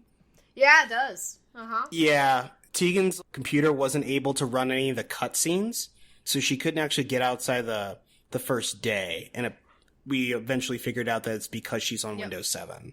Oh, you're on Oh, Yeah. okay. See, I thought you were on 8. I'm like, oh, there's no No. way this should be a problem. But if you're on 7, okay, Yeah, no, I get I'm it on now. 7. But also on the game itself, like on the Steam store listing, for day repeat day, it says Windows 10. Not Windows 7. Windows 10. Only Windows 10. I feel like that might be a suggestion, and that if you were on like 8.1, it would still be like okay. But this is me just entirely guessing. I mean, we chatted, me and the developer chatted over Twitter about it, and he's like, yeah, okay, no, sorry, Windows 10. I misunderstood who you were talking to. Sorry. No, it's okay. He did end up making a Windows 7, like, version of it, and that did work, but at that point, like, you know, we'd already played it. Now I'm gonna play it, though, so that my Steam... Shout out to so that Kimmo. my Steam shows that, like, I actually... Also, I do like that you fucking inspired the creation of a fork of a game. That's pretty cool. I just asked really nicely. I was like, hey, I'm trying to play the game and I'm running into a problem where the cutscenes won't go. And he was like, oh no, what's up? And I was like, well, I'm on Windows 7. And he was like, oh no, Windows 10. I was like, oh, that's the problem then. And he was like, okay. And then like a week later, he was like, I made a Windows 7 version. So good on that dude. Like, honestly. Yeah. Play that game. Play Day Repeat Day. If you didn't play it already. It's good. It's fun. Yeah, Chemo is a treasure, and if people haven't listened to the interview that we did with him, they should. But that's I mean, it's got all new, like, literally all new parts. I got a new SSD that's bigger than my other one. My other one is still in here, and my partitioned one is still in here, so I still have access to all my stuff. And my storage drive is ported over and all of that stuff, but the only thing that's the same from this box to the previous box is my graphics card. So yeah. I spent the whole, like, evening yesterday and morning today just downloading Windows 10 updates. Installing antivirus, like that kind of stuff. I definitely empathize with that, having recently becoming the proud father to a new Windows 10 PC, so... Pre-made box? The GPD one. Right. The GPD 1.3. Yep. It does have some lights on the inside, apparently, but it doesn't matter because the way I've positioned it under my desk, the glass panel that will show me the lights is up against the wall of my desk, so I can't see them. Right. It's great. I love that for me.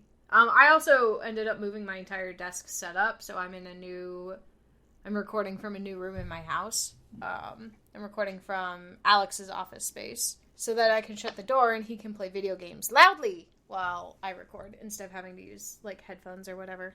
Right. So overall, it's a win, I think. So far, I'm happy with the box. I haven't had any issues other than having to go, fuck, how do I log into everything again? The worst conundrum.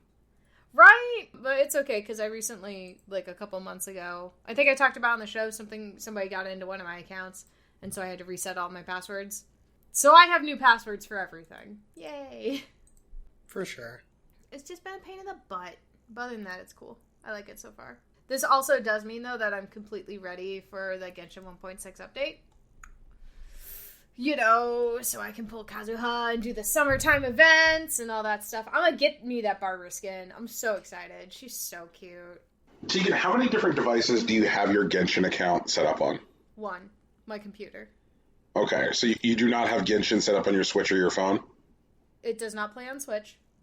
It has never played on Switch. Actually, Wait, Genshin is not on Switch? Genshin is not on Switch.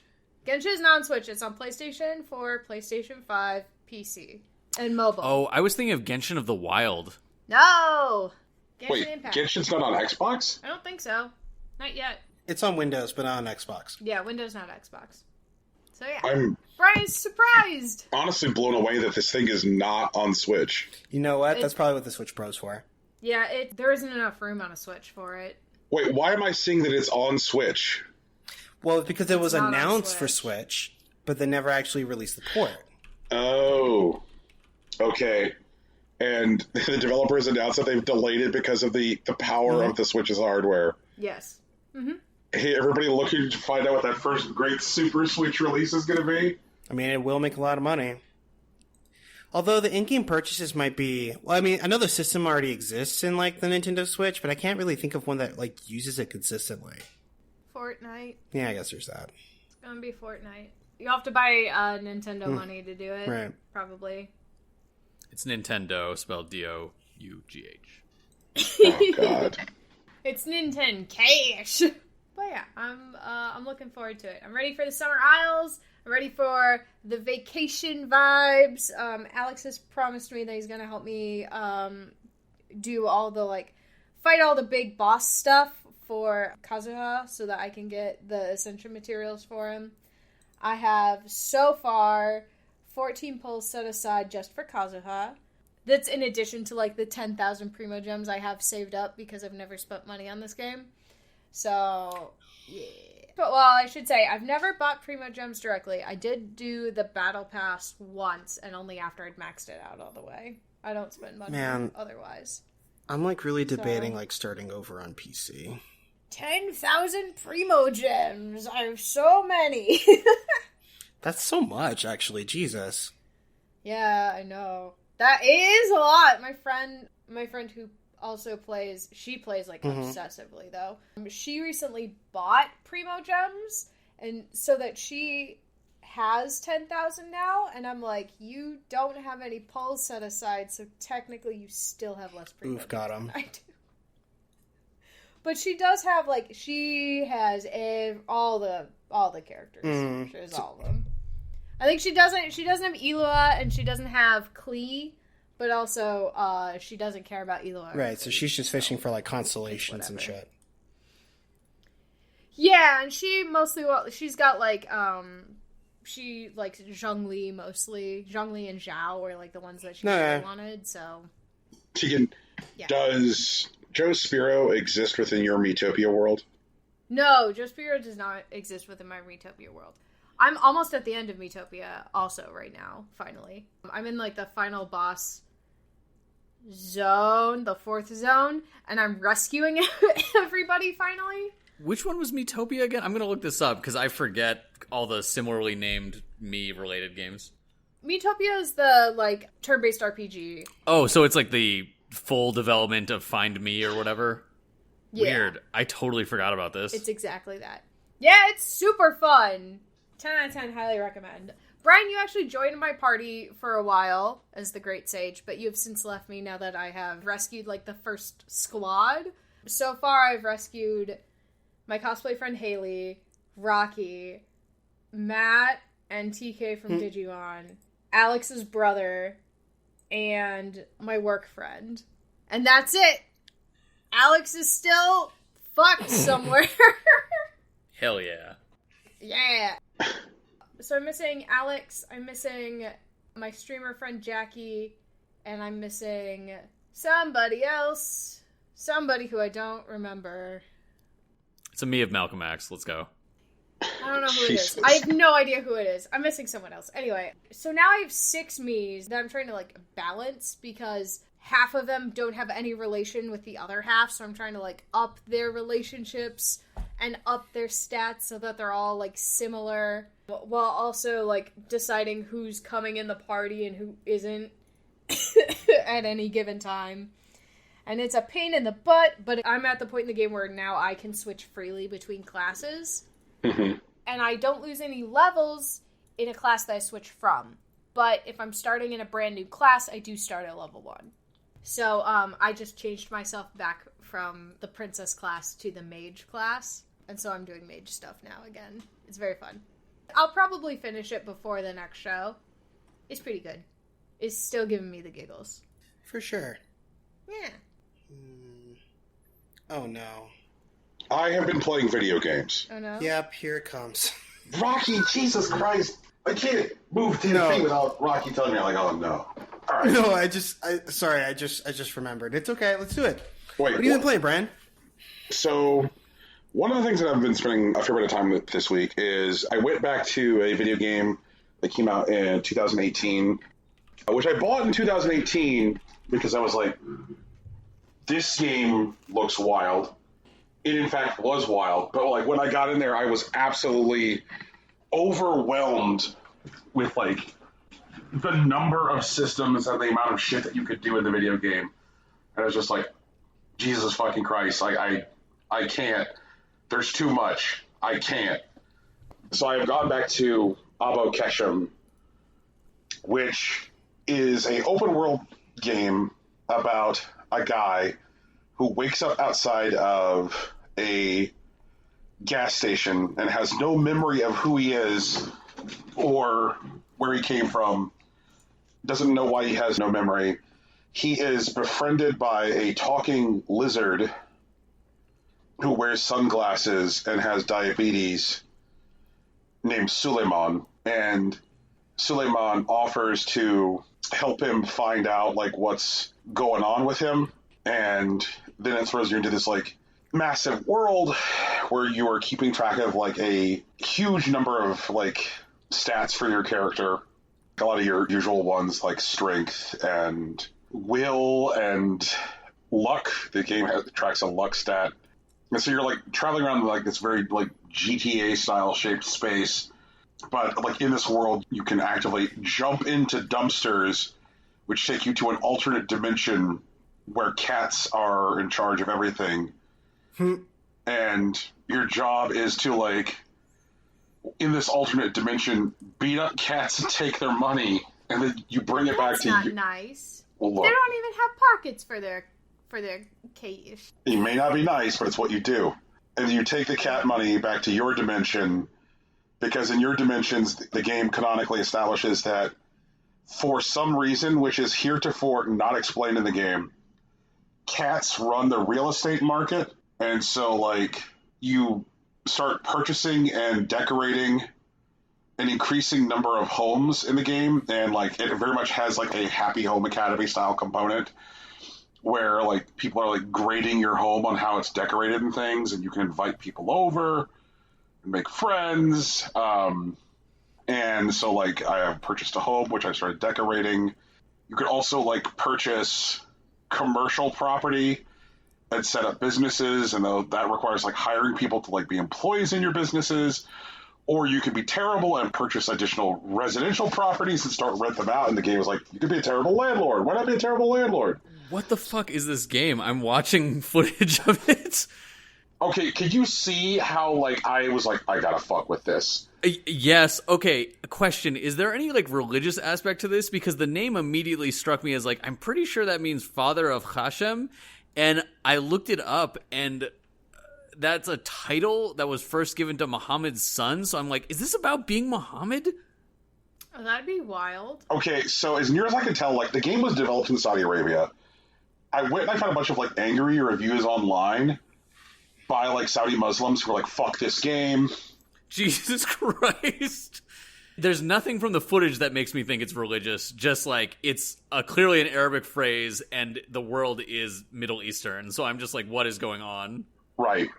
And like the large cityscape that you're like wandering around in the game is like obviously like a large Saudi city. Yes. The city is also swarming with cats who have cardboard boxes on their head. And I've just recently discovered there's a large evil corporation called the Sons of Adam, which have moved into town. And so it's like, oh, Son of Adam has moved in and they're ruining everything. And like Son of Adam brainwashes people and puts these like cardboard boxes on their head. And so like I'm liberating cats by knocking the cardboard boxes off their head. Sometimes I buy real estate from them. All the while like encountering like these like maze mini games that I can play as Suleiman the lizard. I just discovered like the hospital in the game is like entirely fully modeled. I went wandering around this like giant hospital in an effort to try and get into their record room so that way I could steal my medical records to find out like why I have no memory. I've discovered my character participated in a medical trial and that one of the side effects of the medical trial is like amnesia, and that's why I can't remember anything.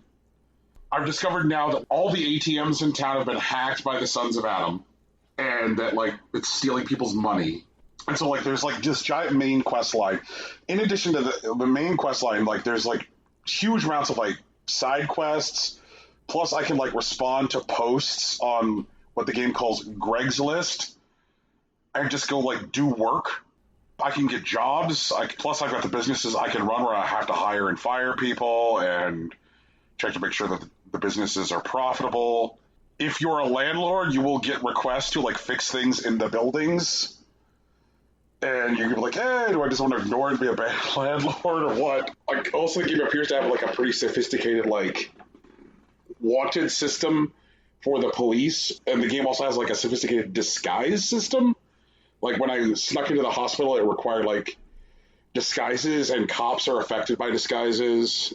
This game is, like, weird. Like, the thing is, like, and I also want to make sure that, like, I mentioned that, like, a lot of, like, what this game does, like, they don't quite, like, hit the bar what they were trying to do, or, like, it comes up a little bit short. But it's wild to see this game, which is, like, so ridiculously, wildly ambitious. They were like, yo, like, why swing for the moon when you can swing for fucking Pluto, you know? Like... So you're telling me this is what Cyberpunk 2077 was trying to do? Yeah. They're like, what about a game where you can just do fucking everything? Just, here it is. Everything is here. And it's a weird feeling. Like, the driving sucks. I hate driving in the game. Anytime I have to drive, like, I hate it. I did just encounter an escort mission. It is one of the least fun things I've ever done in a video game. And I like, even amongst escort missions. And the thing is that the game is, like, seems to be aware. They're like, haha, you're going to hate this escort mission. It's the fucking worst. And I'm like, you can't make that joke and then actually make it the worst. Like, Brian, did you play No More Heroes?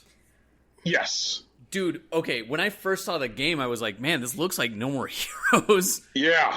Holy shit, yeah. I mean, also, there may or may not be an anti-Semitic thing going on here, because I looked it up, and apparently referring to someone as the father of their son, as opposed to referring to them directly, is a thing commonly done by Jews in Arabic-speaking countries. It's not necessarily inherently anti-Semitic, but I'm wondering what's going on there, basically. Right. Mm-hmm. There's some, like, weird stuff in the game going on that I'm not wild about so far. The character, you discover, because you discovered, like, the name of your character is Abo Kashem. You discover you are Abo Kashem. Your character has this, like, enormous, ridiculous nose. That's part of what made me wonder. And none of the other characters in the game are rendered that way. Nobody else in the game has a nose like that. They're, like, kind of cartoony, mostly realistic people. And characters, like, can't help but talk about your nose. They're like, your nose is ridiculous. You're horrifying to look at. And I'm like, what's going on here? If so, the game hasn't shown its whole ass yet.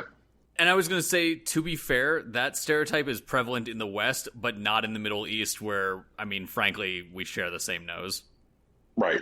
So it's really been weird because, like, getting a window into, like, Saudi game dev is a thing which is pretty hard to do. Like, the game is wildly ambitious. It's a game where, like, it's got business management, home decorating, judging, giant platforming puzzles where I'm fighting cat bosses. They're just like, hey, put it all in here. You know, it's kind of like that scene in the original Triple X movie where, like, Vin Diesel, like, shows up with a card. He's like, put everything in there, in here. Like, that's Avo Kashem. And, like, I feel like it's a game at this point which kind of, like, deserves a kind of, like, a critical re-examination or, like, a deeper study, because when it came out in 2018, it appears to me that, like, a lot of the reviews that did get written for it were just like, what is this garbage? And, like, that's where they left it. It's, like, very obvious that people, like, played it for, like, maybe 2 to 4 hours and didn't start to, like, engage with the large number of systems on offer in the game. But, again, to be fair, the devs did a terrible job of, like, messaging about the game and, like, talking about the weirdness of it. In that way, it kind of, like, reminds me of Soda Drinker Pro, which was just like, hey, Soda Drinker Pro has a whole other game just hidden in the game. And that whole other game is this, like, weird WarioWare style game which has a narrative in it. But they didn't bother to talk about it. So it's just like weird games of 2018 that didn't communicate themselves well. So yeah, I've been fucking with this. What else have I been playing this week? Played a game called The Wild at Heart. The Wild at Heart is part of this, like, emergent genre of, I guess, young devs who grew up on Nintendo titles now making the hipster version of it. Unlike Cozy Grove, which is like hipster Animal Crossing, The Wild at Heart is very much hipster Pikmin. And I think, like, mechanically, The Wild at Heart is, like, very satisfying. The way you use your little Pikmin, your forest sprites in this game is, like, good. The puzzling, the way you use, like, large herds of them to solve various puzzles is satisfying. The art is good. But unlike Cozy Grove, where, like, I felt like I immediately connected with the heart of the game, I'm not really doing so here. I don't feel a connection to the space and the characters. The game, like, tries to put its heart right on its sleeve, like, right up front. Like, the opening of the game is your character, a kid, running away from home because things are bad at home. And there's, like, an implication that there may be a parent who's, like, physically abusive of you or whatever. And then it starts to throw you into this wandering around the woods and meeting forest sprites shit and solving puzzles. And I'm like, I don't think you can just do that and then, like, walk away from it and assume that, like, I'm going to care. Like, you have to, like, build a space where, like, we get to know these characters, we get to know their struggles, and you can't just be like, bad thing, love this character. You know, people need more depth for that in order to, like, emotionally connect. I would call, like, if I was looking for a word, I would say, like, emotionally shallow, which is different than The Longest Road on Earth, which I would describe as, like, intentionally trite with its fucking Depression-era mice. I think that The Wild Heart's heart is in the right place. They just don't have the tool set to make us love the characters. I mean, who knows? Maybe they get there, but, like, I've already put some time into the game, and they haven't been able to, like, draw that line for me. Also have played some of a game that Rocky has played, Knockout City. Rocky, this game is fucking great. Yeah, I said that, I think. Yeah. Mm-hmm. I think something which maybe didn't connect for me until, like, I started playing it, it's like Knockout City lifts most of what works about Splatoon from Splatoon while, like, leaving all of the, like, oppressive obnoxiousness of Splatoon in Splatoon. Like, it's very, very, easy to, in Splatoon, be like, what am I fucking doing? Why am I here? I'm not contributing anything. This is dog shit. I feel like dog shit. Why am I playing this video game? You don't feel like you're accomplishing anything in Splatoon if what you're doing in a match is mostly learning. You're just like, oh, I'm just getting murdered constantly. The other team has realized I have no idea what I'm doing. I'm just going to die a lot. And that's it. That is all I'm going to do. And, like, the way that Knockout City seems to onboard players feels more like Titanfall. So, like, even if you're learning, you can still feel productive, which is really nice. The vibe of the game, like the moment-to-moment of the way the game feels, is like, I did not expect it to feel like I suspected, like based on like the title card treatment and the way the previews were organized. I did not expect it to be that much Jet Set Radio. Holy shit. They lean all the way in with the Jet Set Radio stuff. But they stick the landing. It's a very good feel. I like the Jet Set Radio vibe. The look of the game is good. It feels really, really good. Like, I'm almost never able to like do like a perfect catch for when someone tries to like grab me. But more often than not, like I'm getting a good catch, So like there's a feeling in the game to be like, oh, your reflexes are adequate, right? And usually with like competitive games like this, the threshold is, well, unless your reflexes are perfect, then you can't have fun. And so like Knockout City seems to exist in a place where it's fine to be good. Sure, it'd be better if you were excellent, but it's fine to be good. It's okay to be okay in Knockout City. Now that may change as like the size of the player base dwindles over time, but at least right now, while 5 million people are playing this game, it's fine to be good.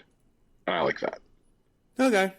I know that's not your vibe, Rocky. You like the Street Fighter V where people are trying to take a shit for 900 years.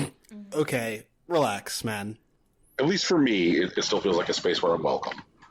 I've also been playing hot new Nintendo Switch exclusive Nintendo published game DC Superhero Girls Teen Power. Mm-hmm. I saw some screenshots. Yeah. I put up some footage, Twitter, of this sequence in the game where Batgirl is trying to help an old lady cross the street. And, like, this game does this thing. If ever your character dies or somebody that, like, you're trying to help dies, like, the way the game deals with that is just, like, cutting back to the moment before it happened and going, like, having your character, like, self-narrate and go, like, wow, that'd be terrible if that happened. Like, they're saying that what just happened was a hypothetical, which I think is fucking hilarious. And so there's this sequence in the game where you're, like, trying to help this old woman cross the street. And, like, later on in the game, I definitely encountered more old women crossing more streets. And so, like, you need to get out in traffic and, like, stop the cars before she enters the lane where she's about to enter in. So, like, you need to, like, stay just ahead of her, throwing your hand up, stopping the cars. But the old lady does not have the sense to, like, say, stop in any given lane, waiting for you to get to the next lane. So it's all about, like, timing your, like, traversal across the lane so that way she does not die. And, man, helping the old ladies cross the street is definitely irritating in this game. I do like the various systems on offer in this game. This is very much, like, as far as, like, the way you engage with, like, the various other characters in the game and the way you spend time in the game is very, very Persona. So, like, you have stuff you need to do in the game. There's, like, a mainline quest and side quests you can be doing. But you're like, oh, okay, am I going to go spend time with, Supergirl? Am I going to go spend time with Zatanna? Like, Lois Lane wants to meet me at the ice cream shop. Do I go to meet Lois at the ice cream shop? And so, like, various things will open up depending on, like, who you spend time with and, like, like, what relationships you prioritize. There's also a social media network in the game called Superstar. And so, like, you post a superstar and things will unlock in the game depending on how many likes your posts get and how many followers you have on Superstar. Like, I found quests that I couldn't do because I wasn't popular enough on the in-game social media, which meant, like, running around and, like, taking some better pictures in-game and posting better pictures and getting better selfies. Overall, I like the art style. The combat is definitely very simple. The combat is definitely designed to be able to be, like, easily understood and comprehended by a player younger than Brian by a significant degree. But the overall space that they're creating is a satisfying one. The characters are fun, and, like, all of the extra systems that they, like, lay on are neat. The, like, open world where you're just, like, wandering around being like, oh, I found somebody spray painted a Superman symbol. I'll take a picture of it and then tell Supergirl about it. Like, all that stuff is fun. Like, so if you want to play something which has those type of, like, relationship management systems and time management systems, but you don't want to dump 200 hours into it, DC Superhero Girls Teen Power is here for you. Been playing the new Roblox game from Terry Kavanagh that came out a couple days ago called Anyone Could Be Struck by Lightning at Any Time. This seems to be the type of game which is designed to make eggheads argue about what is a video game. So the idea of anyone can be struck by lightning at any time is that lightning strikes in the instance every 30 seconds. There is nothing that any player can do to materially impact whether or not they are the one that is struck with lightning. So it's a game of chance.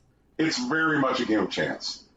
But it's a game of chance with a win state, right? Like, well, so are cards. So is like a card game. It's still a game of chance. Right. What's the win state? You aren't struck by lightning?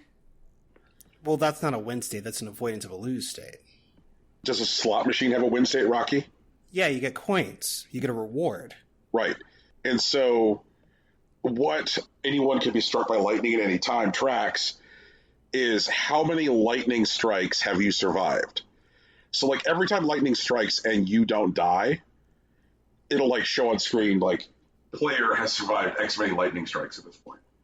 In the instance I was in, it appears to be that this game has, like, caught on huge for some reason with Spanish and Portuguese speakers. In the brief time that it's already been up, there were, like, a bunch of, like, Roblox fans running around, climbing the various towers on the island in the game, like, getting as high as they could on the map, daring the lightning to strike them in Spanish or Portuguese. And I was like, that's a vibe. That very much is a vibe. Tempt the angry gods. Yeah, they're like, take me! I dare you to strike me! And then there was, like, one guy who was just, like, running around the island, and he kept on, like, every time he survived, just, like, messaging the chat with, like, his current survival total, like, 39, I've survived 39 strikes, I'm untouchable! This sounds like something that would happen if a bunch of people took PCP during a lightning storm. Right. And so, like, it very much is become, like, PCP Lightning Storm. And because the island is surrounded by water, I started, like, swimming around the island doing backstrokes, just saying, like, I dare you, God, over and over again. And I was pleased when somebody commented on my huevos about my backstroke. So, like, it's a vibe. So, like, Terry Kavanagh is definitely onto something with the way he uses Roblox. Like, I feel like anyone could be struck by lightning at any time is a worthy successor to Climb the Giant Man. And as I was sitting there, like, surviving lightning strikes, I was surprised when I saw that I had spent 2 hours logged into this fucking game thing. And I was like, this is exactly the kind of thing which will get, like, you know, academics and eggheads to argue about what is a video game. Because unlike some other games which don't necessarily have measurable win states, this does have a win state, but it doesn't have anything that, like, players can do to impact that win state. And so, like, it begs questions like, is the lottery a game? Are slot machines a game? Like, because those are all... Is rolling a single dice a game? Like, because those all have, like, win conditions, but they don't have mechanics which can impact the win condition. There's nothing you can do to, like, win more at a slot machine or win more at the lottery. So, like, this game is, like, all win condition, no mechanics. And it's fun to see the way people interact in that space. So once again, Brian is telling people, please play Roblox. And then the game which I've spent the most time this week with is a game called Overboard, which kind of, like, dropped with, like, zero announcement from Inkle. Inkle put this out on PC, Switch, iOS, and Android. And Overboard is a whodunit. The game starts at 8 a.m.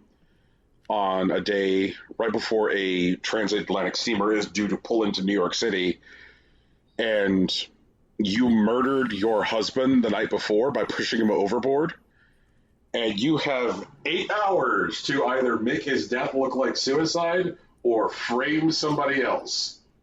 I have very much been enjoying it. One of the things that you can do in the game is you can go to the chapel on the ship and pray to God. God is represented by a giant sassy crucifix. Could you quantify how a crucifix is sassy? Qualify, sorry. Okay. This crucifix definitely talks shit to you. Oh, okay. I thought it was, like, graphically sassy. I was just like, I do not understand. Okay. The crucifix is very much definitely, like, graphically represented, like, hi, I'm just a giant, like, bejeweled crucifix. But the way the crucifix talks, like, the way God talks to you, God is both aware of the character, God is also aware of you, the player.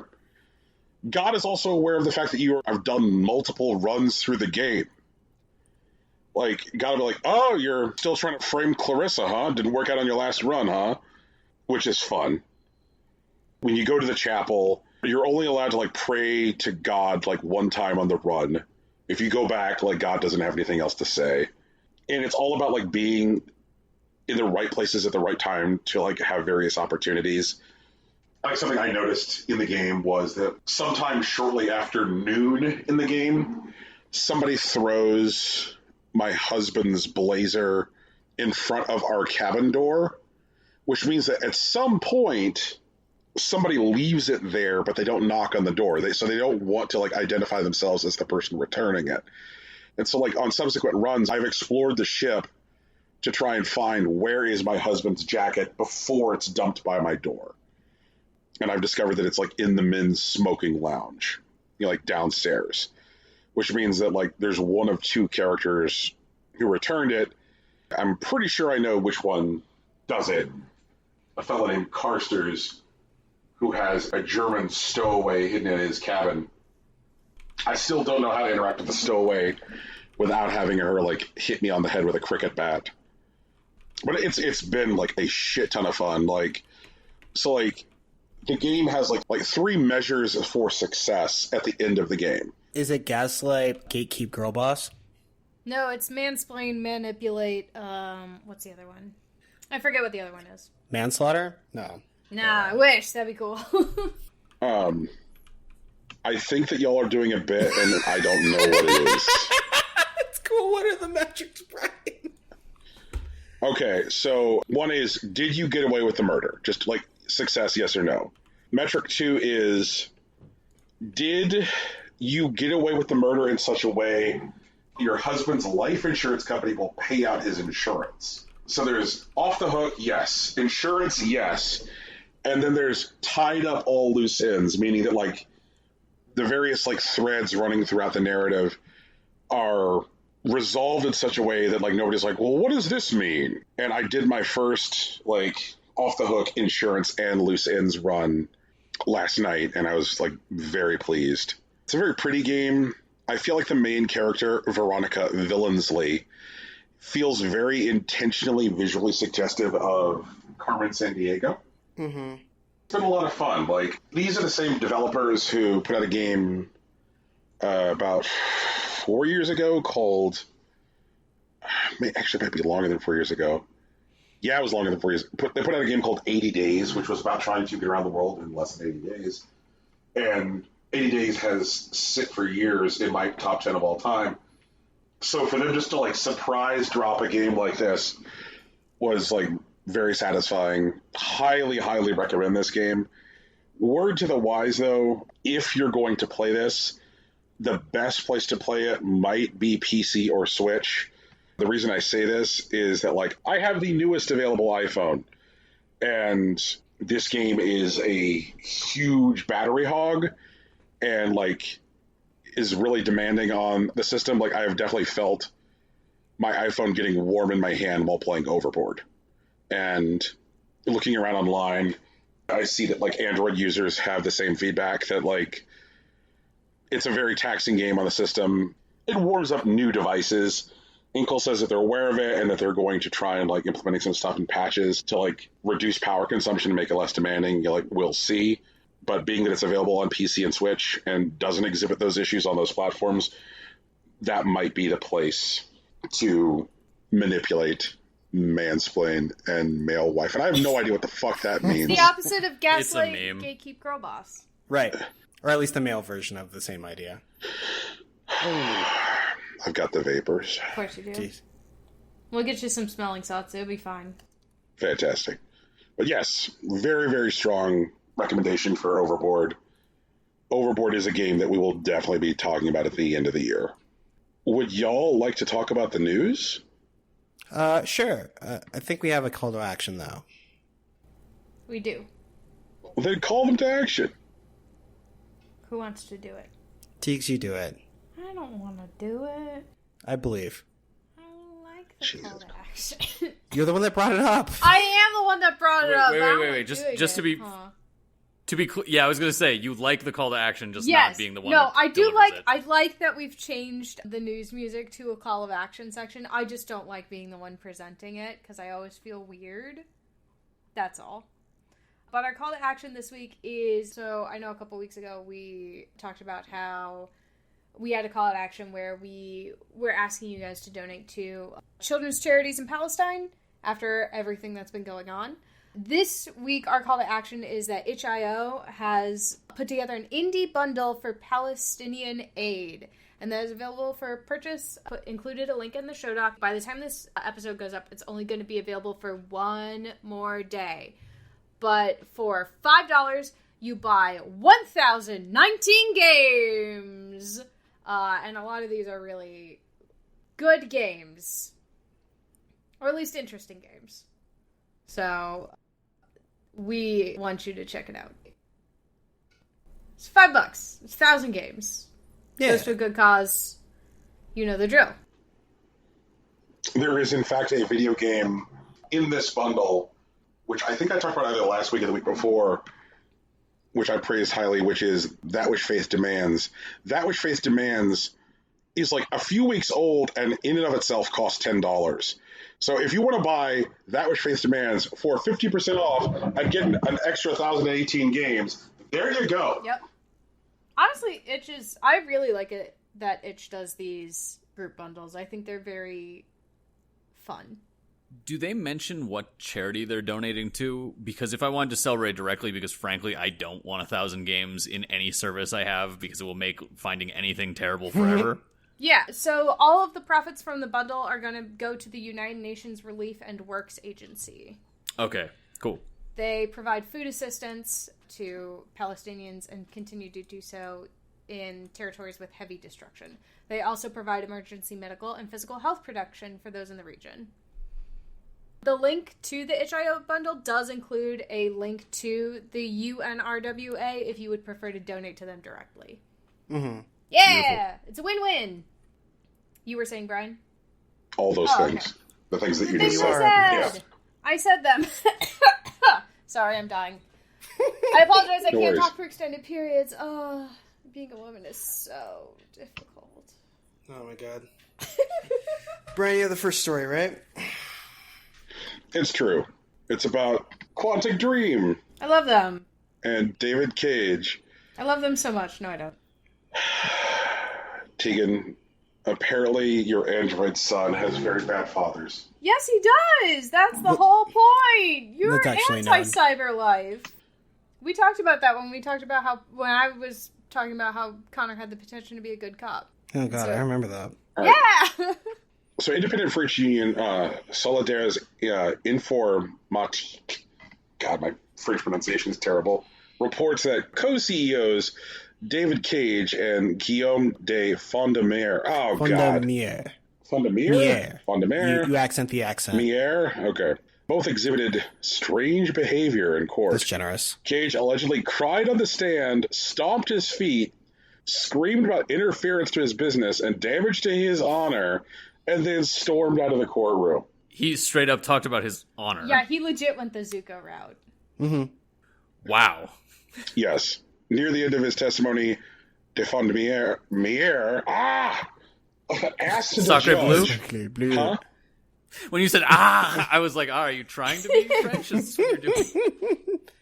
I'm you know what? No, I'm not going to do... Like, I'm not doing it. Anyways, Okay. Fondemere. Yeah.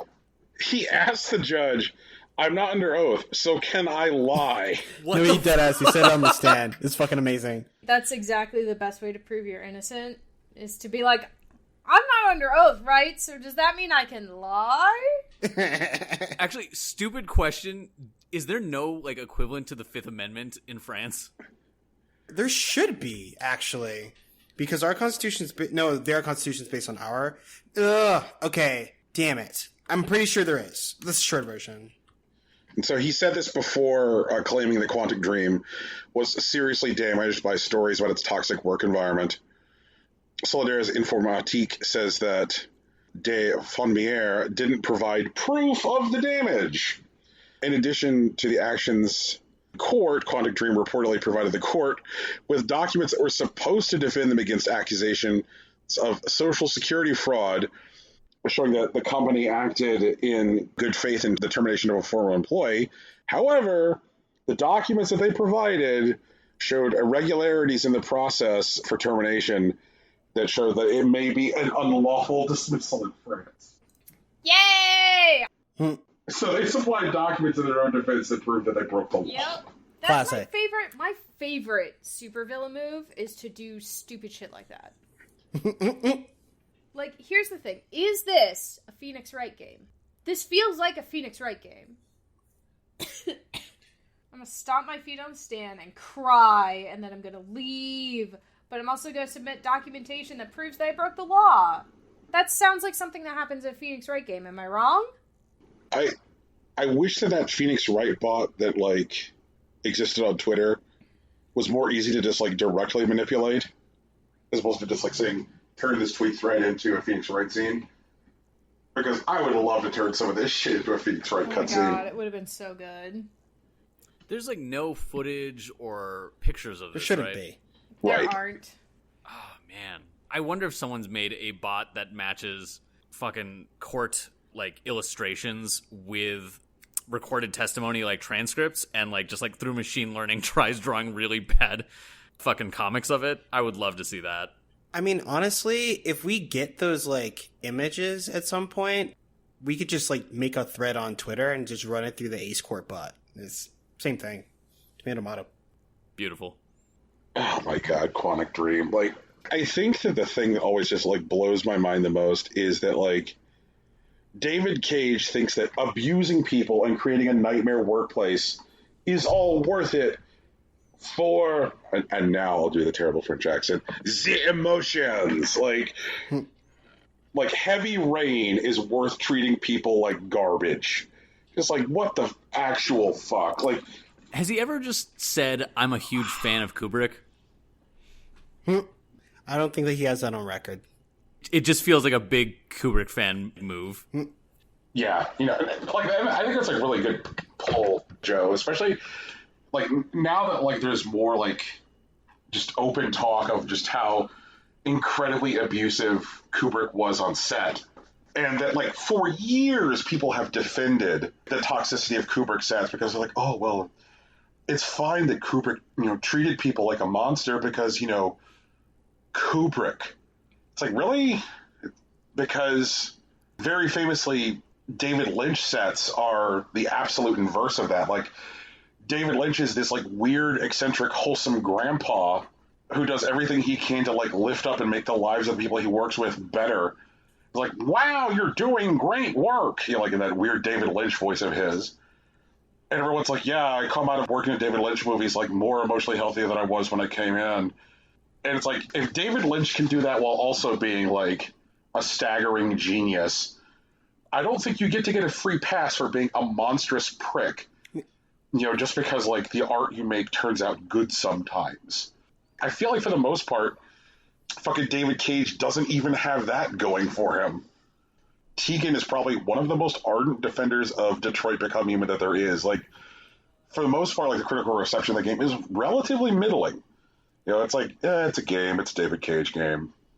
Beyond Two Souls was definitely received as, like, it's a David Cage. Like, that one was even a bit, because at that point, like, Stephanie Sterling was already, like, repeatedly dunking on David Cage, and then Beyond Two Souls was like, oh, check it out, here's a David Cage game with Willem Dafoe in it. And, like, it was just like, is this a bit? Are you reading your own critical reception and now just leaning into it?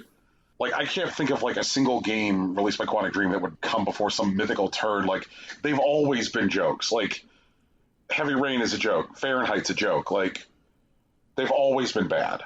Yeah, I think you guys know, but I tend to play things, like, many years after they were released, just because, like, I really like filtering things by just seeing if people are still talking about them in the future.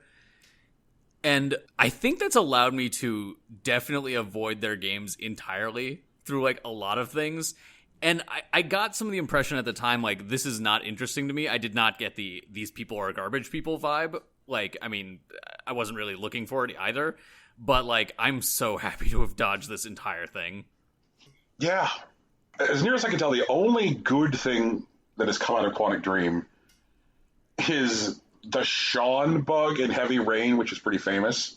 Oh, yes. But it's certainly not worth the suffering of dozens of people. So here's a hearty fuck you to David Cage.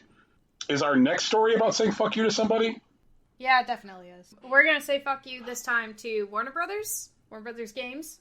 You know, the creators of Injustice 2. They are, of course, as it is June, and as corporations are wont to do, they're having a Pride event in Injustice 2. And the Pride Month event is they want all of the players in Injustice 2 in the mobile game to team up with Harley Quinn and beat the absolute shit out of Poison Ivy. Harley Quinn and Poison Ivy are canonically dating in the current DC meta. Love it. The global challenge is, of course, also titled Love Conquers All. Right? So it's very much like the whole thing. The idea apparently was to get people in the mobile version to work together to win special rewards.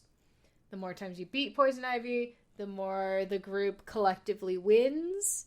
And in a tweet on Thursday, with their rainbow logo, WB Games said, "We recognize associating our latest global challenge with Pride was insensitive and inappropriate. Real-life violence against the LGBTQIA+ community and women within that community in particular is all too common, and we should actively engage in efforts to end LGBTQIA+ violence, not normalize it. We apologize to the greater community, but especially LGBTQIA+ members. We are committed to listening and doing better. There have been no changes in the mobile event. A bunch of prizes have already been won, and the mobile event will continue." Yay! Just noting, they do specifically say LGBTQIA plus violence, not anti-LGBTQIA plus violence, which just really is another big fuck you, because they're saying, like, hey, we're talking specifically about violence committed by and to. It's great. Even if on accident, that is the worst possible way that this apology could have come out. They don't care. Yeah, That's they the don't whole give thing. a shit. Oh yeah, I think this event was trying to profit off of, hey, gay bashing. Yeah, even like this apology, right? While they wrote this apology and it sounds like they're apologizing to those harmed, they're not doing anything to undo the harm. So the people they're apologizing to are the people who are already involved in the event that can see the negative press, and they say, well, they apologize, so I guess it's cool. And then they keep playing. Mm-hmm. Yep. Love that. Love it. Happy Pride, everybody. Go. It's like, hey, but we're going to beat celebrate Pride by gay bashing. Let's go. Yeah, like, that's OD. We're gonna have the two girls who are canonically dating right now and are very, very cute as like a couple in the comics. We're gonna have them beat the shit out of each other. Yay! Love wins! Oh my god. If this was done by an individual, I'd be like, okay, you know, you can make mistakes, but this is like an institutionally done thing that had to be approved 18 trillion times. So there's no way this wasn't intentional. Here's my very small, selfish thing I hope. All right? Because this is the mobile version of Injustice 2, I just want to know, this is all I want to know, is that chain of human beings that had to approve this, I want to know that it did not involve Ed Boon. Please, please, please let Ed Boon not have signed a memo to approve this. I wonder if there's a way to find that out. I mean, there is, but I don't think we currently have the tools. I'm betting that Brian is correct, is all I'm going to say. Yeah, I'm willing about that. That Ed Boon did not sign off on this? Yeah, I'm betting you are correct in, your hope. Oh, man. Like, if I were to guess what Ed Boon is currently doing at NetherRealm, and it's certainly not, like, minding the ongoing support for the mobile version of Injustice 2, I suspect, based on, like, reading the leaves, that what he's currently doing is working on, like, a remastered Mortal Kombat Anniversary Collection. Apparently they're also working on a Marvel game. Oh, yeah, that's right. In case you're wondering. That was weird when I saw it. It's Warner Bros. Like, Yeah, that's strange. Well, I mean, Disney doesn't do their own, like, game dev in-house anymore. They've learned their lesson. Mm-hmm. Yeah, but I suppose if you were going to, like, send somebody into a room to talk about your IP, Warner is the weirdest person to do it with because those are the DC people. Yeah, but, like, what? They tank their game. They still make money off the copies that people initially bought. They make less games. They keep getting richer. I don't know if that would be the big strike. They probably aren't worried about it. God, this is terrible. Are we surprised, though? I frankly am if it is, like, at the corporate level as opposed to just, like, some app dev was able to push shit out. Not app dev as in singular person. I'm saying app dev studio they have contracted out for, like, the phone version was able to push out some dumb shit. But, like, if it is happening at the level of WB, that's, like, insane. Right. In this day and age. Okay, that's fair. Someone probably just signed off as like, oh, Poison Ivy's going to be in it? That's cool, because she's actually queer in the comics. And then, like, this happens. They're like, yo, what the fuck did they do? So here's the thing. From a corporate perspective, like, all the marketing stuff would go to a corporate dev team to review. That includes the tweets that go out, the in-game description of the event. All that stuff is approved by a corporate communications group. So, like, the corporate communications group also saw all this shit and went, yeah, okay. I have a story which isn't terrible. Do you, though? Do you really? Are you sure? Are you positive it's not terrible? I think so. It may cater more to the interest of old men. Oh, okay. Let's go.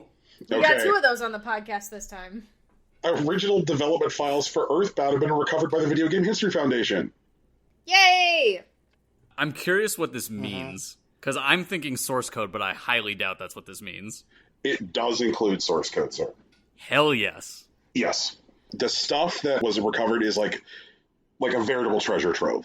There is a metric fuck ton that was recovered. Is it all on one floppy disk? Several floppy disks. Okay, so it's several. Okay, cool. Yes. So in 2018, Marcus Lindblom, a former Nintendo of America employee who, to people like me, is best known for being that guy who led the localization of Earthbound, discovered a floppy disk box that he had just sitting around the house. I think that's known as, quote, Gerstmann style. And those were floppy disks that had originally housed work for Earthbound. He had, however, since erased the disk. So he reached out to the Video Game History Foundation and it's like, hey, I have discs that were originally used for Earthbound, but I've erased them. I don't know what to do about it at this point. And so Frank Cifaldi came and got the discs. Then they started looking into the tools that are used in forensic data recovery. And it turned out that amongst the stack of discs, only one disc had anything saved on it since Lindblom had erased the discs. And so they were able to recover just about everything from them. Brian, question. Yes. Do you know if the way this works is that the erase method is quote-unquote naive, and that, like, it basically just says this sector is non-written to, and then if you actually just look at the bits through whatever forensic data recovery method you use, they're actually still there unless you rewrite? Yep. Okay. Wow, that's interesting. Yes. Absolutely, like, yeah. So then Cifaldi brought in Clyde Mandelin, a guy who has worked professionally for years in video game translation and writing books about the history of localization, but is also best known to many fans as the guy who created the definitive fan translation for Mother 3. Mandelin has a long history of, like, you know, steering up the butthole of Mother games, so to speak, to help, like, go through the data and to, like, find what everything means. And what they were able to identify are some like some interesting tidbits about the game. Pooh didn't originally have the mirror power. Instead, he had a power called Mantra, and Mantra made him less likely to be targeted by enemies. The drug trip sequence originally was not a drug trip sequence. The original version of the sequence is that the party gets a massage and falls asleep while getting a massage instead of taking drugs. I don't know if that's better, but okay. And also there was like an alternate ending that was not included, in which, like, at the end of the game, Ness receives a letter from Pokey daring Ness to find him, which was supposed to set up a sequel. All this stuff was recovered. This is just the tip of the iceberg. Like, the Video Game History Foundation, like, has documents up you can peruse. You can look at the files. They've put together, like, a pretty good, like, video on it and articles about the data recovery. And I guess this is one of those things where I say, like, I know that we all have limited financial resources out there, but I definitely try to, whenever I have money that I can throw at people after I've already thrown money at all the other people I want to throw it at. The Video Game History Foundation does, like, enormous work in, like, the preservation of video game history. Like, it's very, very easy to, like, let video game history get trapped into just this sanitized, scrubbed clean corporate marketing speak, you know, where somebody just stands up and goes, Pac-Man was important. E.T. broke video games. Like, I don't know how many times I've seen that version of video game history where it's just this rote, smoothed down, sanitized version of the reality of video game history. So just having these people who know what the fuck they're talking about running around, like, collecting important documents, running down, like, hard to find things, preserving them, and then making them available for research and academic writing just seems enormously valuable. It's an extraordinary service, and I'm so glad that, like, Cifaldi continues to lead this. How do you all feel about this? I'm very hype. Frankly, I really also wish that the history of video games was preserved as it actually was, instead of in broad swaths in, like, the nitty-gritty. But frankly, because of the realities of software development in the 80s and 90s, so much of it's just going to be completely lost to time, like Tears in the Rain. Right. And I'm wondering what we can do going forward, because you've already previously discussed the crisis of, like, the things we're going to lose with, like, servers for, like, online-only games going down. And I just wish there was some... I look forward to when some other country rules the world in the future and they force all software developers to put their fucking stuff in, like, an 80-year time capsule where the source code will eventually have to come out. But we do not live in that world, and the USA will never be that country. So I'm hoping for the seeds of the future. I'm really glad that you found a way to backdoor. I'm eagerly looking forward to the collapse of the United States into that speech. Like, you know, I'm looking more forward to seeding things that might succeed, whatever happens in the future, not so much the terrible loss of life that will happen. Mother 3 wins sometime after the wars. Yeah, Mother 3 US, or what used to be the US, coming 2573. Here we go. Statistically speaking, it'll be like Imperial Wyoming or something, right? Wait, why Imperial Wyoming instead of one of the Great Lakes states? I feel Ohio finally has its chance to rise. Oh, absolutely not. Ohio will sink into a bog. So the thing is, right, like, Wyoming has, like, the highest guns per capita. Like, there's about, like, 10 guns per person in Wyoming. But there's also, like, 10 guys in Wyoming. Damn, that's 5 times more than I was going to say. No, but here we go. Here's the thing, right? So, like, Imperial Wyoming, if we end up in, like, a battle royale with the states or whatever, like, no fierce, like, alliances, or even if there are fierce alliances, if Wyoming just, like, conquers what's going on around them, and they just, like, arm those people with their guns, they'll be able to push into more populous states, or more importantly, more populous states that are, like, kind of spread out. Like, I don't think, for example, Texas would really win out. Like, they'll either eat itself, or worse, like, its lesser populated areas will be run over by something like Imperial Wyoming until, like, the major city centers are surrounded and they can't do much of anything else. And, like, I hate to be like this person, but I think it's more likely that the major city centers end up dying out because they don't have access to any food. Right. Well, it's also one of the ways that, like, Texas may be closer to being self-sufficient. Like, food prices would rise, but, like, for the most part, in terms of, like, fuel, water, and, like, foodstuffs, Most of Texas is fine. West Texas is probably fucked. So is like New Mexico. But like, whatever. But yeah, Mother, man. Like, no, legit. I've definitely entertained the thought of going into a career of working in like software archaeology and looking at old source code until I remembered I'm actually really bad at software archaeology, especially for assembly programming. But this would be really cool, and as a hobby project, I would definitely like to peruse some of this stuff. For sure. I mean, we'll probably have you back for the Mother episode, where you and Brian go through all this stuff. I mean, Brian would be many times more knowledgeable than me on that. I would just, if I looked at the source code, I could tell you some stuff, but like, I've not played the games. And right, like that's the part. I don't think Brian like is that savvy with like say the source code. It's gonna be a symbiotic relationship. Yeah, we could also bring on my co-host from my podcast, Patrick, who is also a huge old school gamer and frankly a better historical programmer than me.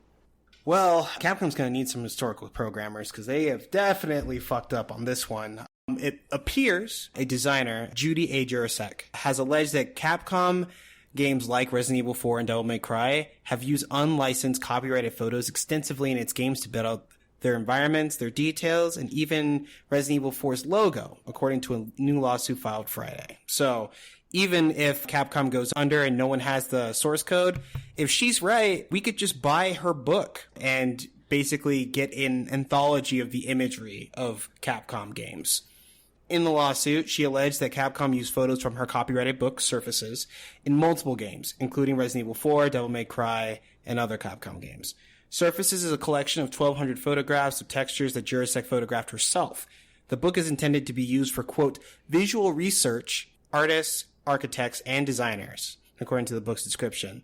It was originally published in 1996. It comes with a CD-ROM of the images, but Jurasek said that she requires people to license images directly from her for commercial use by contacting her directly. She also said that Capcom never contacted her for a license.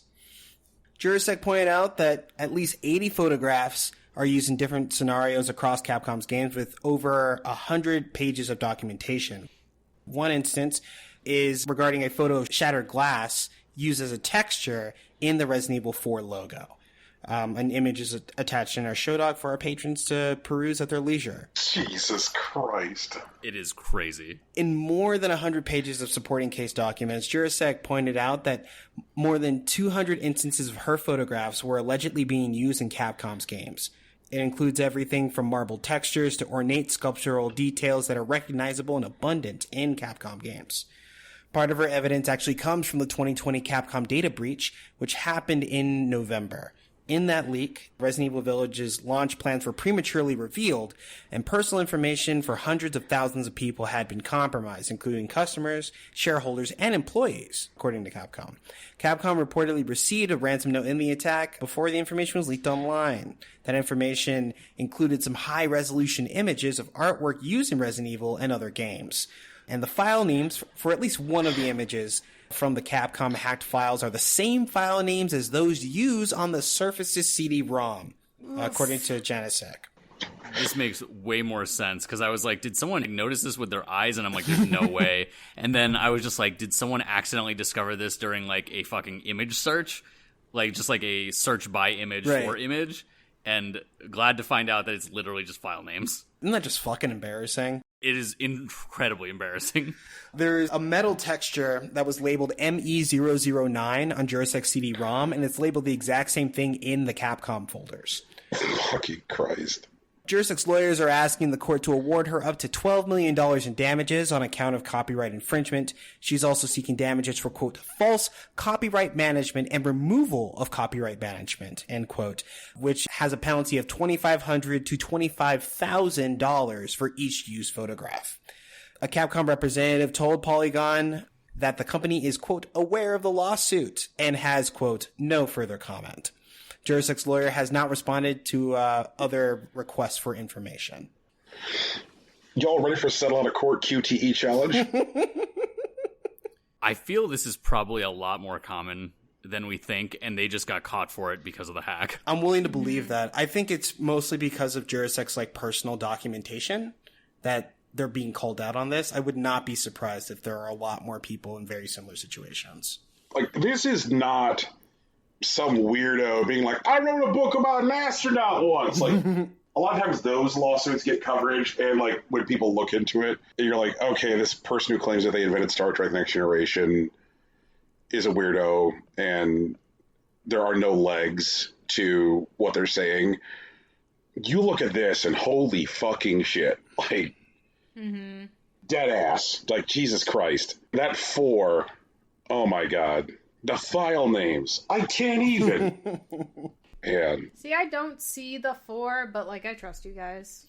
The 4 is pretty fucking egregious. Like, I definitely see it. I don't, but, you know, it's me. Yeah. That's fine. This fucking, like, is this a boss relief? I don't know. But this... I think that'd be a bas relief, yeah. Oh, actually, is that column art? No, it's a bas relief, yeah. Okay. But yeah, there's the bas relief with this, like, goat head, like, surrounded by grapes, is literally just, like... superimposed on top of this book texture and then like just turned into a 3D texture for like the game, and it's just that one's insane. It's the same shit. It's so bad. Oh man. So you know, Jurisec's gonna get paid. I hope she does something crazy with it, but I hope it also doesn't make her hate video games. But in this case, it's probably fair. I think that's a person who is entitled to hate video games. Right. She can actually say video games are a mistake, and I wouldn't say anything about it. I would just sit there. I have to eat that one. I mean, I think it would be less of an issue if video games are a mistake and more like there has to be an easier way to hold people accountable. True.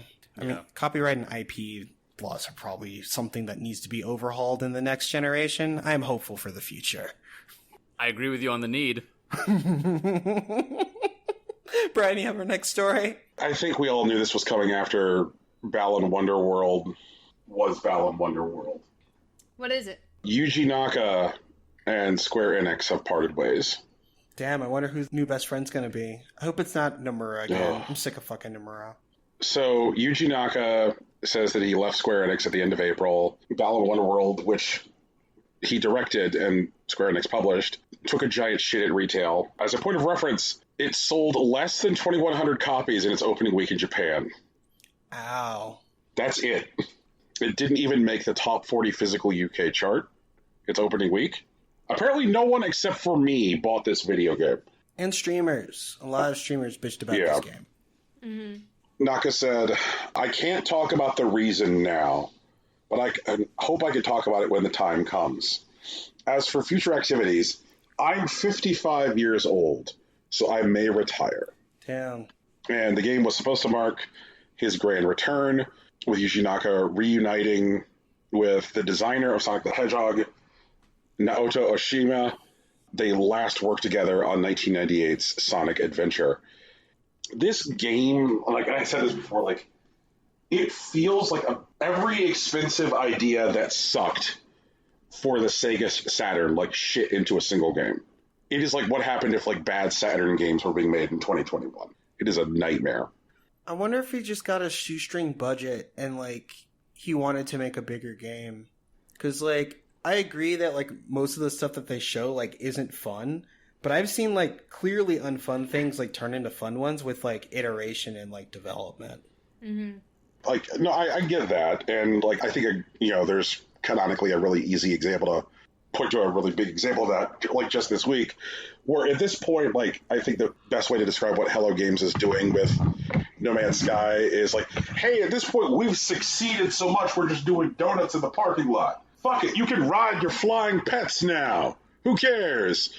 But everybody remembers that when like No Man's Sky launched, the world was like wildly disappointed and said that the game was like no fun at all. Well, to be fair, they did lie a lot. Yeah. Yes, Sean Murray lied. Like it was very real. I'm really not looking forward to people taking the wrong lesson from this forever. Yeah. What, No Man's Sky? Yeah.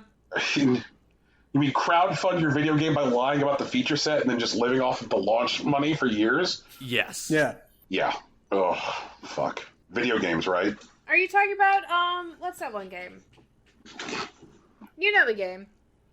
Not Eve. The other one. Elite Dangerous? Nope. A space game never coming out. Oh. It's not Eve Online, it's the other one. Yeah. It's the one that's never coming out. Shit. Star Citizen? Star Citizen. Citizen. Star Citizen. They've made like $1 bajillion, literally. Never coming out. Absolutely not. You cannot convince me. I think the real tell is if Cyberpunk ever gets relisted on PlayStation stores. All right.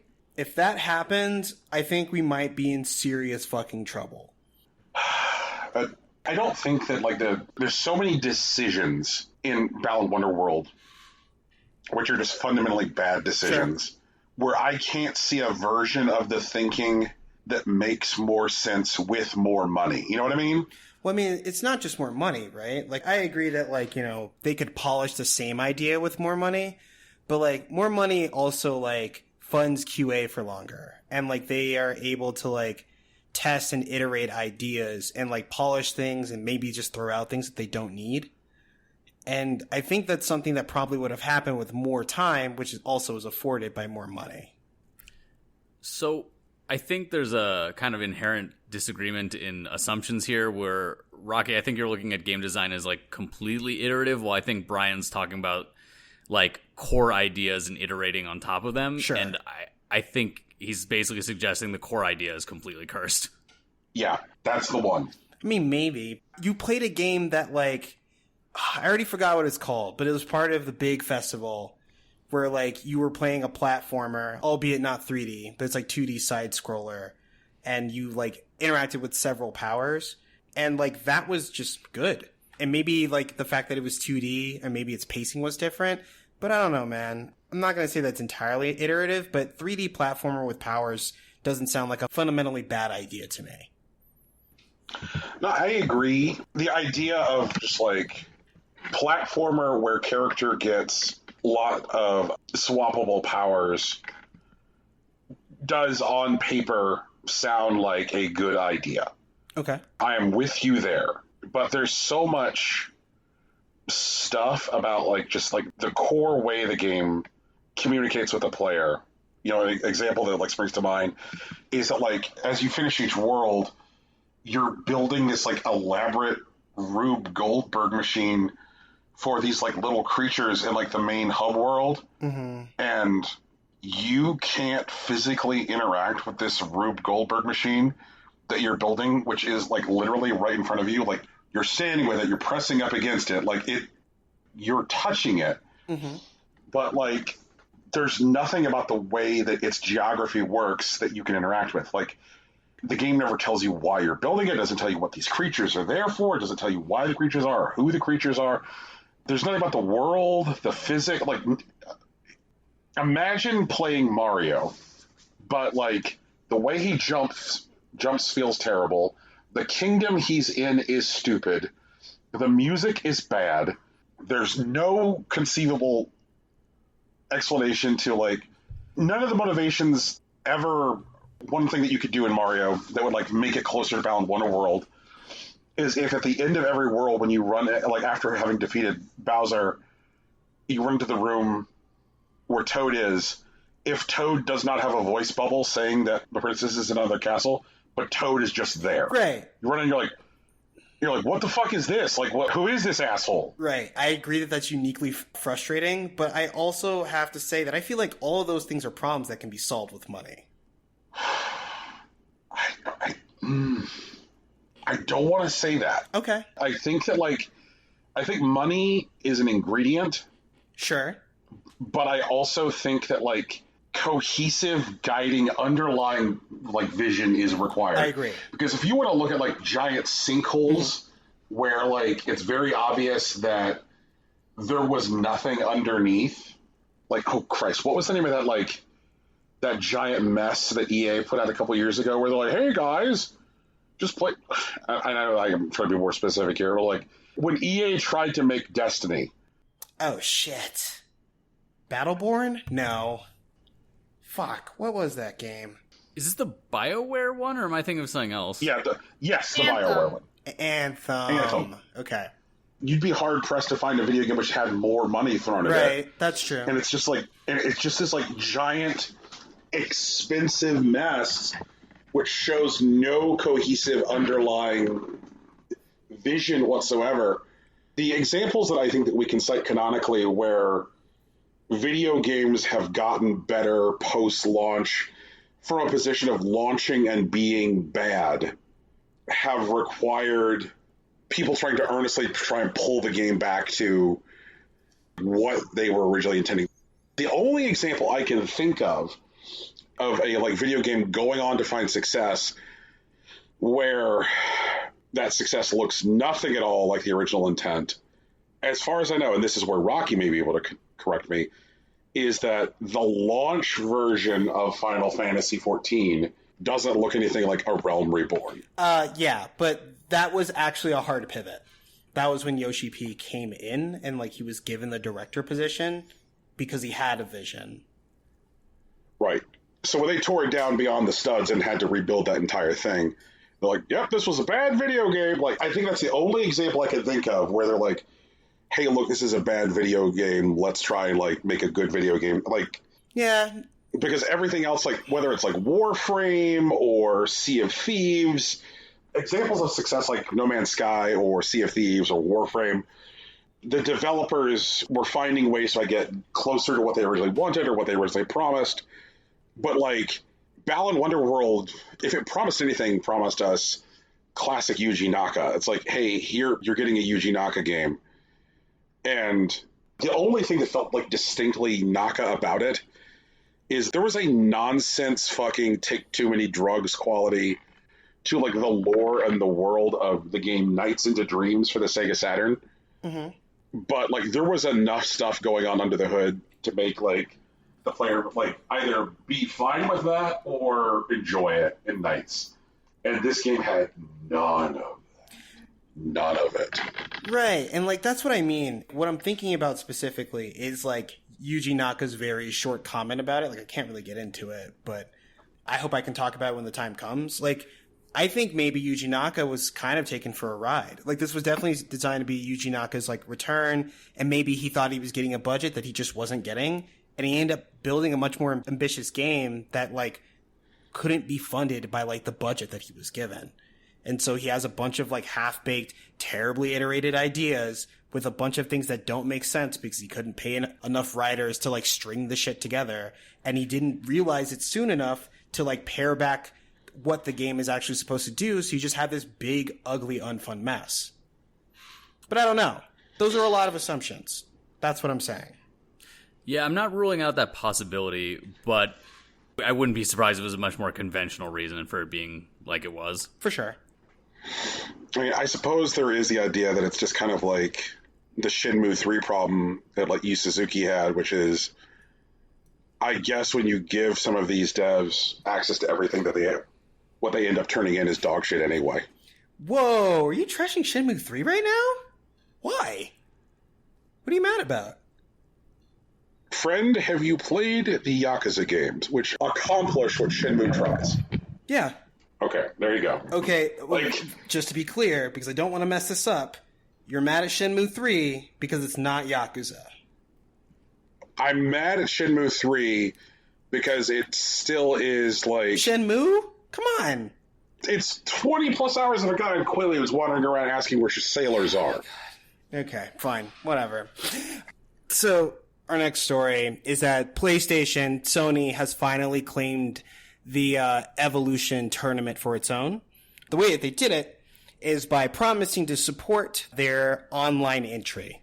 There's going to be a series of events starting the day after the airing of this podcast, beginning with the EVO Community Series, where 120 tournaments across the globe with $74,000 in total prizing, which honestly isn't a lot, and a bunch of branded broadcasts attached to these various tournaments. PlayStation is hosting 3 tournaments themselves from June 10th to August 3rd. Eligible PS4 players in select regions will be able to participate, which is most of the continents except for, I guess, Antarctica and parts of, is it like North Asia, I think is what I'm looking at? The regions are North America, Europe, Latin America, Middle East, and Asia. You do need a PS Plus membership. Like, there's no way around that. Wait, did you say North Asia? Yeah. Like, I was thinking, like, essentially Russia. Like, I think that's the only part. Oh, okay, yeah, like Siberia, yeah. Okay. And the featured titles will include Guilty Gear Strive, Mortal Kombat 11 Ultimate, Street Fighter V, Champion Edition, Tekken 7, BlazBlue Cross Tag, Dragon Ball Fighter Z, Grand Blue Fantasy Versus, Mobile Suit Gundam Extreme versus Maxi Boost on, that's the full title, I didn't make that up, Skullgirl Second Encore, Soul Calibur 6 and Under Night In-Birth. Some are designated between direct and side tournaments. They are... Jesus. I'm not sure if this is what I want EVO to be. Like, its pots are a lot smaller, which means I'm not sure how many people will play. But it's also, like, online dependent. And, like, I don't... Well, hey, Rocky, I have a question. Mm-hmm. When can I tune in to watch either Smash Pools or Killer Instinct? You won't. Because, you know, this is a Sony tournament now. And so, like, they don't play nice with Nintendo or Microsoft.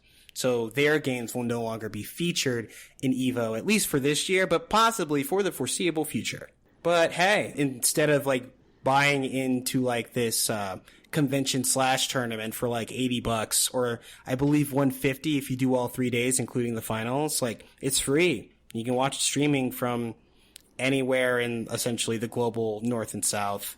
So, you know, EVO lives to fight another day, but you know, at what cost? Does anybody look at this and their takeaway is Sony bought EVO to not care about it? Yes. I mean, yeah, I said that. That was the first thing I said. So, like, what...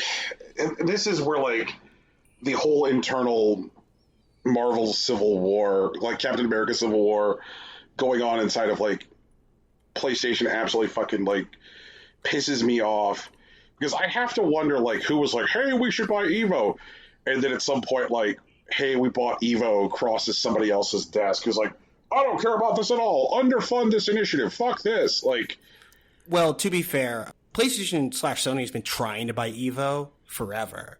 Like, almost as early as, like, the tournament started to exist. Right. But a couple of things have happened, which has weakened EVO's position. You know, one, the pandemic. Two, the loss of, like, Mr. Wiz because he turned out to be a pedophilic sex pest. And so they don't have the tools or the connections to run the tournament in its normal state and are simply trying to survive. And PlayStation, who needs a more consistent player base to like shill their stuff on top of, could use a stable audience like the FGC. So buying EVO for themselves is probably something that they would pull the trigger on now. Okay. It feels like it's just getting rid of so much of like the original spirit that it's like, this is just a shell. Like, this is a shell for nothing. Right. I think so. I think that's actually what it'll end up being over time. Because, I mean, Smash still has DreamHack, and they still have CEO, or if they spin off from CEO into their own event, that's a thing that the Smash community is large enough to do.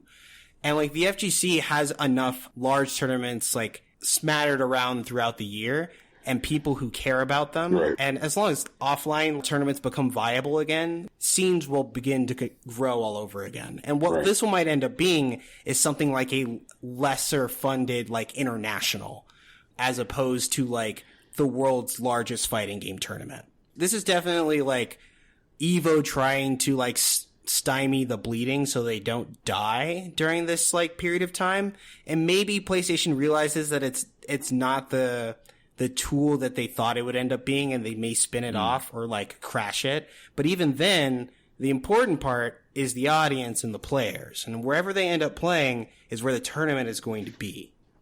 I hope Microsoft makes their own unofficial successor called Combat Evolved. Let's go. I would like it if like Microsoft built something around like Halo competitive and, like, use KI, and honestly, even split, like, the Soul Calibur audience down the Xbox line, that would be fine with me. I wouldn't have a problem with it at all.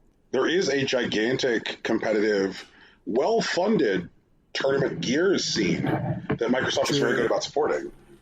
So, like, theoretically, Microsoft having a fucking event which has, like, Halo, Gears, and KI, and Soul Calibur seems viable. Yeah, I could do it. Jesus. No one's gonna. It's about who watches and who plays and who ends up watching. But like, and like, what I want from EVO is not what I'm going to get, which is like money matches happening in hotel rooms where smelly guys are playing Clay Fighter against each other. Yeah, you're not going to get that. Did you really go to those? Have you hung out in the Salty Suite, Brian? The Salty Suite? It sounds like a sex thing. It sure does. That's okay. If you don't know, you don't know. That's all it is. I got the answer I was looking for. But, like, I mean, I guess whenever I read about EVO, it seems to be the most interesting thing about EVO is not the stuff which is going on the main stage. It's, like, it's the weird games which are being, like, know that EVO is the best place to show themselves off because they know the people who play games at EVO are going to be the people who are interested in their games. Sure. And then, like, the strange competitive scene that emerges around, like, some old games. Like, I'm trying to remember what the name of it was. There was a game that got, like, a re-release on PS4 where people were like, hey, what if, like, the competitive scene for this, like, old fighting game was built around setting the time limit for the matches at 1 second? And that had, like, a weird, like, EVO side scene crop up. And, like, that EVO side scene was part of, like, what helped contribute to Dive Kick. Because people were like, oh, the idea of, like, glass cannon or, like, very fast fighting games, you know, like, became this kind of, like, weird side joke within fighting games. Like, and it just feels like EVO is not going to be a place which gets to contribute to the FGC culture anymore. It's now a thing that, like, Sony just puts at the bottom of a quarterly filing. I'm not sure if that's exactly what will happen. I don't know if, like, Sony will ever support offline EVO, because obviously that'll be way more expensive than what they're doing right now. But I think, like, the culture is going to be around whenever there are games. And, like, while the prize pools are, like, so much smaller than, like, everything else in their like, has been, I think they're opening up to, like, new regions may actually bring new names into the scene. And what that might lead to is, like, different sponsorships for people in places where they normally don't get them. Right. And so if that happens, when offline becomes a going concern again, we may see these people show up at other tournaments and, like, contribute to the culture.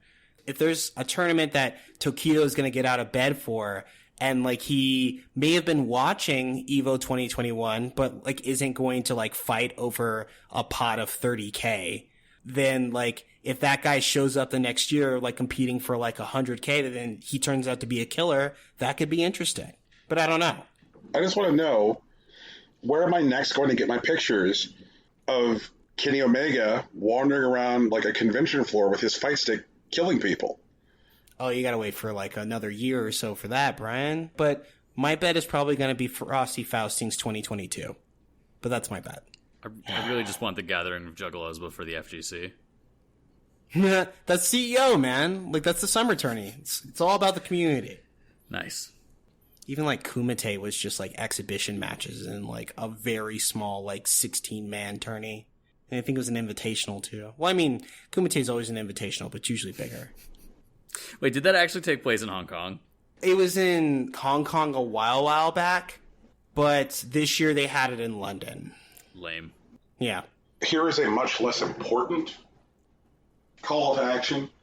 If you have already given money through the Palestinian relief links that we provided or bought the bundle on Itch, if you've already done that and you want to give me a clumsy Photoshop of Alex Jabali as a Juggalo, I would enjoy that. Fucking Jabali. I really love how people, like, step to Jabali on Twitter like he's not gonna ban them from CEO. That's actually fucking hilarious. So Activision went ahead and hired somebody else from the Bush administration. Sure. Yeah, that makes sense. Yeah. Like, this is their third in, like, several months. You know, first they bagged, like, torture apologist Francis Townsend, and then they got somebody from the Trump administration, and now they've hired White House counsel Grant Dixon. I mean, he probably is a pretty good lawyer. When Activision disclosed the hiring in a securities filing, they talked about him previously working for Boeing Aeronautics, did not mention his time at the White House. Wonder why. The thing that he did at the White House that, like, gathered the most attention was that time that he went after the Onion. Well, the Onion was writing Bush pretty hard back then. The Onion was right. They were also right, yeah. But he went after the Onion for using the official seal of the presidency. And there was a fantastic quote from the New York Times at the time which says, I'm surprised the president deems it wise to spend taxpayer money for his lawyer to write letters to the Onion. So, like, yeah, that guy is now serving as legal counsel at Activision. I can't wait to see how that pans out. That'll be great. I would ask y'all for feedback on this story, but I'm pretty sure that everybody's feedback is, fuck them, Activision is a nightmare factory. I was just going to say, Kissinger is still alive, so... Oh my god. In a world where Kissinger's still alive, I think anyone being hired... no, not only is Kissinger alive, but Kissinger's held in high regard by a number of people who supposedly care about human rights. So, in that world, I'm not surprised that anyone would take people on from the Bush administration. I think this is all precursor to Activision announcing, like, their game, where it's just straight up, like, war crime simulator. And so they're getting people who are very experienced in defending a powerful office from accusations of war crimes in their house. Ooh, I don't like that world. No, it's going to be awful. We got to do something about it because they're making moves. They're preparing. So, Henry Kissinger in Overwatch when? I mean, Overwatch 2 is due soon. That's not how Overwatch works, though. It's going to be a Henry Kissinger-styled character. It won't be actual Henry Kissinger. It will also have enough plausible deniability. Yeah, they've also never problematized just murdering, genociding a fucking ton of robots. Yeah. But then, like, you know, one year it'll turn out that the robots bleed and they actually have a family and, like, unique cultural systems. Christ. I mean, unfortunately, the Venture Brothers has already pioneered Dr. Henry Killinger, so that's out. I think they're going to go full meme with it. Like, they'll give him a funny name. Like, he'll be, like, Dr. Henry Kibbinger with 2 B's. They even use the red bees. I was going to say, they're going to use the printing fucking red bees. Yeah. Jesus. And then, like, you know, the rallying cry is like, hey, Activision did nothing wrong. Save the bees. And that'll be it. Just to confuse everyone just a little bit more. Tegan, I think you're going to close us out with the begin of the inevitable march to a summer-long E3. It's going to be 2 weeks, I swear. I'm already tired, though. Yeah, I am. EA and Sega are not going until July. They barely matter. I'm not convinced they matter right now. You know what? That's a stance I can get behind. Anyway, though, E3's started, sort of. Guerrilla is doing 2 different presentations. They're doing a part 1 and a part 2. And part 1 happened on Saturday. The presentation was 90 minutes and also featured a co-stream with Black Voices in Gaming, which showcase games made by Black creators or games starring Black protagonists. They showed 47 different titles.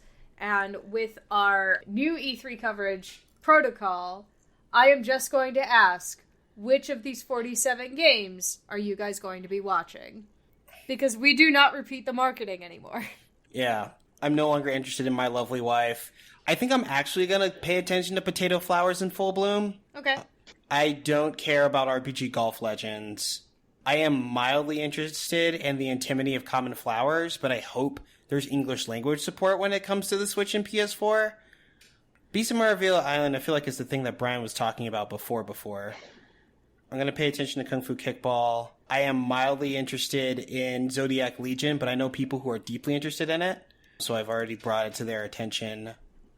Aerial Knights Never Yield, I might actually try at some point. I am actually pushing streamers in my area to play El Paso Elsewhere, just to, like, get, like, the vibe of how, like, El Paso feels about it. But if it turns out to be just, like, a throwaway, like, Max Payne type of game that just uses El Paso as a setting, I'm pretty sure I'll know. But I don't think that makes it outright bad. And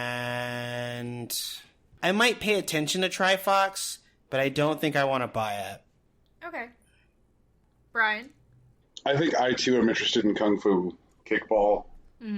There's a vibe it has aesthetically. The way these characters look, their little chunky arms and legs give me a very River City Ransom feel, and that feels good. I think I'm also interested in Kraken Academy. Kraken Academy? Is it Kraken and not Kraken? It is Kraken, like the giant squid. Like, Yeah. what's crack-a-lackin', my guy? Yeah. That's like, not a Kraken? No, it is a Kraken. You know, I'm going to look up the Greek right now. Oh my god. I promise you, in the presentation, they said Kraken Academy. You're not wrong in English. Just realize that's a weird fucking phrase to say. That is, in English, you're not incorrect. No, it's like how I say the word, like, schema, and everyone's like, you mean schema? And I'm like, in Greek, it's schema. It's schema. It's schema. Kraken Academy actually has some interesting Yuppie Psycho vibes. Yeah. I think you'd like it also, Rocky. I'm definitely going to watch it. It looks neat. I think Fire Tonight also definitely looks like my brand of vodka. For sure. Kraken's a Germanic word. I fucked up. Oof. So I'm wrong in many languages. Eternal Cylinder is definitely something I give a shit about. I don't understand why people are making a video game based on an Alfred Hitchcock movie. Hitchcock was a good director. It's because they need more directors who abuse women. Damn, got him. I think it's because they like the art style. Like, that's the thing that fit their art style, and that stuff's in the public domain. No, it is nowhere near the public domain, Tegan. This required a license. Oh, so ka. I was going to say, his work was like 50s, 60s, 70s. Right. I don't know shit about shit, dude. I don't watch movies. You all know this by now. I don't watch movies.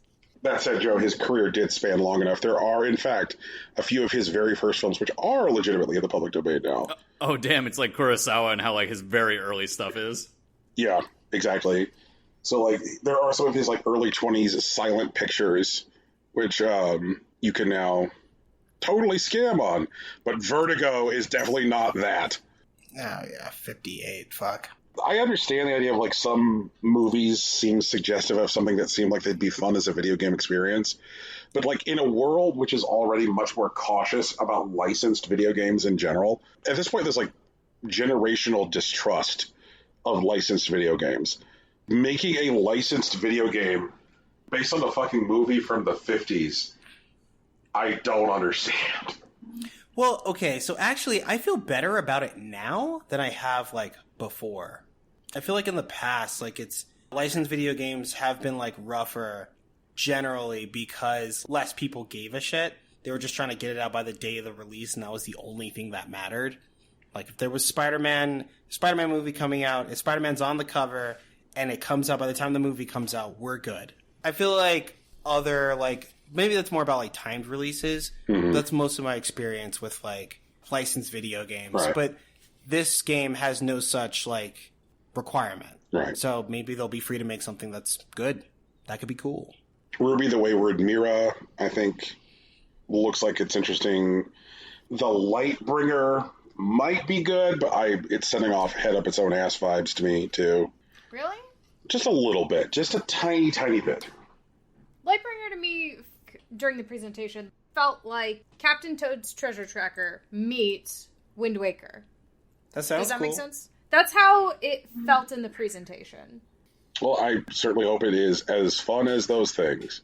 And I think that's about it. You know, like, there's just so much going on right now that, like, I'm not really, I guess at this point, willing to, like, committing to being excited for most of these things because this isn't a lot of time to, like, I guess get to know these particular things. And, like, if most of what you're seeing is, like, a sizzle reel, then that's not a lot of space to get enthusiastic. Like, the Eternal Cylinder is currently in early access on the Epic Store, and I think I may very well pick it up because those people make weird shit, and, like, I have historically liked the weird games that they make. So that's an easy win. Like, there are people out there who've already played Eternal Cylinder. There's feedback. There's gameplay footage. They have, like, I'm blanking and I'm dying. The devs for the Eternal Cylinder. None of you know this. Mm-mm. Nope. Fantastic. I can look it up, though. Eternal Cylinder... Ace Team, yes. Yep. Okay. It's this Chilean dev team which has done, like, historically weird shit. And I've always really enjoyed, like, the weird things they make. They made this, like, first-person adventure exploration fighting game called Xenoclash. They're the Rock of Ages people. Mm-hmm. And probably one of my favorite roguelikes ever. A game called Abyss Odyssey, which is, like, set in an alternate history Chilean revolution and is built around Chilean mythology. and is easily one of the most gorgeous games I've ever seen. Like, it's fucking incredible. So, like, they're very interesting developers. So if they're like, hey, we're gonna make weird stuff, I'm like, okay, I'm in. So yeah, but for the most part, like, I'll want to see, I guess, some more from some of this stuff before I, like, commit to being excited. All right, that's fair. Yeah. I do think also, of the three of us, you are the most likely to play any of the games that were presented, Brian. That's probably fair. Good luck! You got 47 titles to cover, let's go! I'm not going to be playing all of these games. Of course. Don't sell yourself short, Brian. Yeah, you can do it. I have faith. I am actively not selling myself short by making the promise to spend more time with things that I'm interested in, wasting them on things I'm not. Oh, well, I think that's a show. Rocky, you want to take us home? What? Oh, right. Hey, everyone. Shit, this is Impossible Coin. Fuck, we do this every week. You wouldn't know it. You can find us wherever podcasts are found, except SoundCloud, because once again, guys, can you hit it for me real quick? Fuck SoundCloud. There's music at the beginning of this podcast. It's also at the end. It's produced by our friend Big Sach. He was here last week, but you can find him on SoundCloud. His stuff is at soundcloud.com/BigSachNJ. And if you want to talk to him directly, you can find him on Twitter at Hillary_Swank. Our logo is also a t-shirt, and it was designed by Lauren Moran. You can find her on Twitter at Lauren Moran, and consider donating to her Patreon, because she does the good work. She's on magazines and shit. And speaking of Patreon, we have one of those too. It's at patreon.com/Impossible Coin Podcast, where you will find our artisanal show notes, our bespoke watch-alongs, and specialized episodes based on things that we care about. And if you want to talk to any of us directly, you can find us on social media. I'm on Facebook and Instagram. Brian's on Twitter. Tegan's on Tumblr. It's all Impossible Coin. There's also a Discord. If you care about it, we'll tell you where it is, but, it's not that big a deal. But I want to give a moment to our guest, Joe Spiro, to tell us about the things that are going on in his life. Hey guys, so I'm part of the Spirit Hunters, which is a podcast about the works of Yoshihiro Togashi, including Yu Hakusho and Hunter x Hunter. And currently we're actually covering a season called Greed Island. That's basically an MMO trading card game isekai. Mm-hmm. Anyone who knows exactly what's going on, shut the fuck up right now. But we're talking a lot about like game strategies, game design, and child pedagogy, because frankly, a lot of it is about teaching possible life lessons as a deadbeat dad through a game you designed for your child. So if any of that sounds interesting to you, I don't know, such as being a deadbeat dad or like teaching people things through children's card games, go ahead. Check us out. We're at Spirit Hunter Pod at Twitter, Facebook, Patreon. I almost said Pinterest, but that's a lie. And we're available like anywhere podcasts aren't sold. Spotify doesn't fuck us. Oh no, SoundCloud. Do we have a SoundCloud? I don't fucking know. Anyways, have fun. Spirit Hunter Pod, baby. Spirit Hunter Pod. Get some. Check it out. Also, I do know for a fact that they will be covering an episode where they actually punch the deadbeat dad, and I'm really looking forward to it. I got mixed feelings about the guy because I think he's actually a good person for the world, but a terrible father. All right. Right. Brian, you gotta do the thing. Or actually, I think Joe can do the thing this time. Is it just at the end of the document? Jesus Christ. Peace. Bye. See you. Oh, yeah.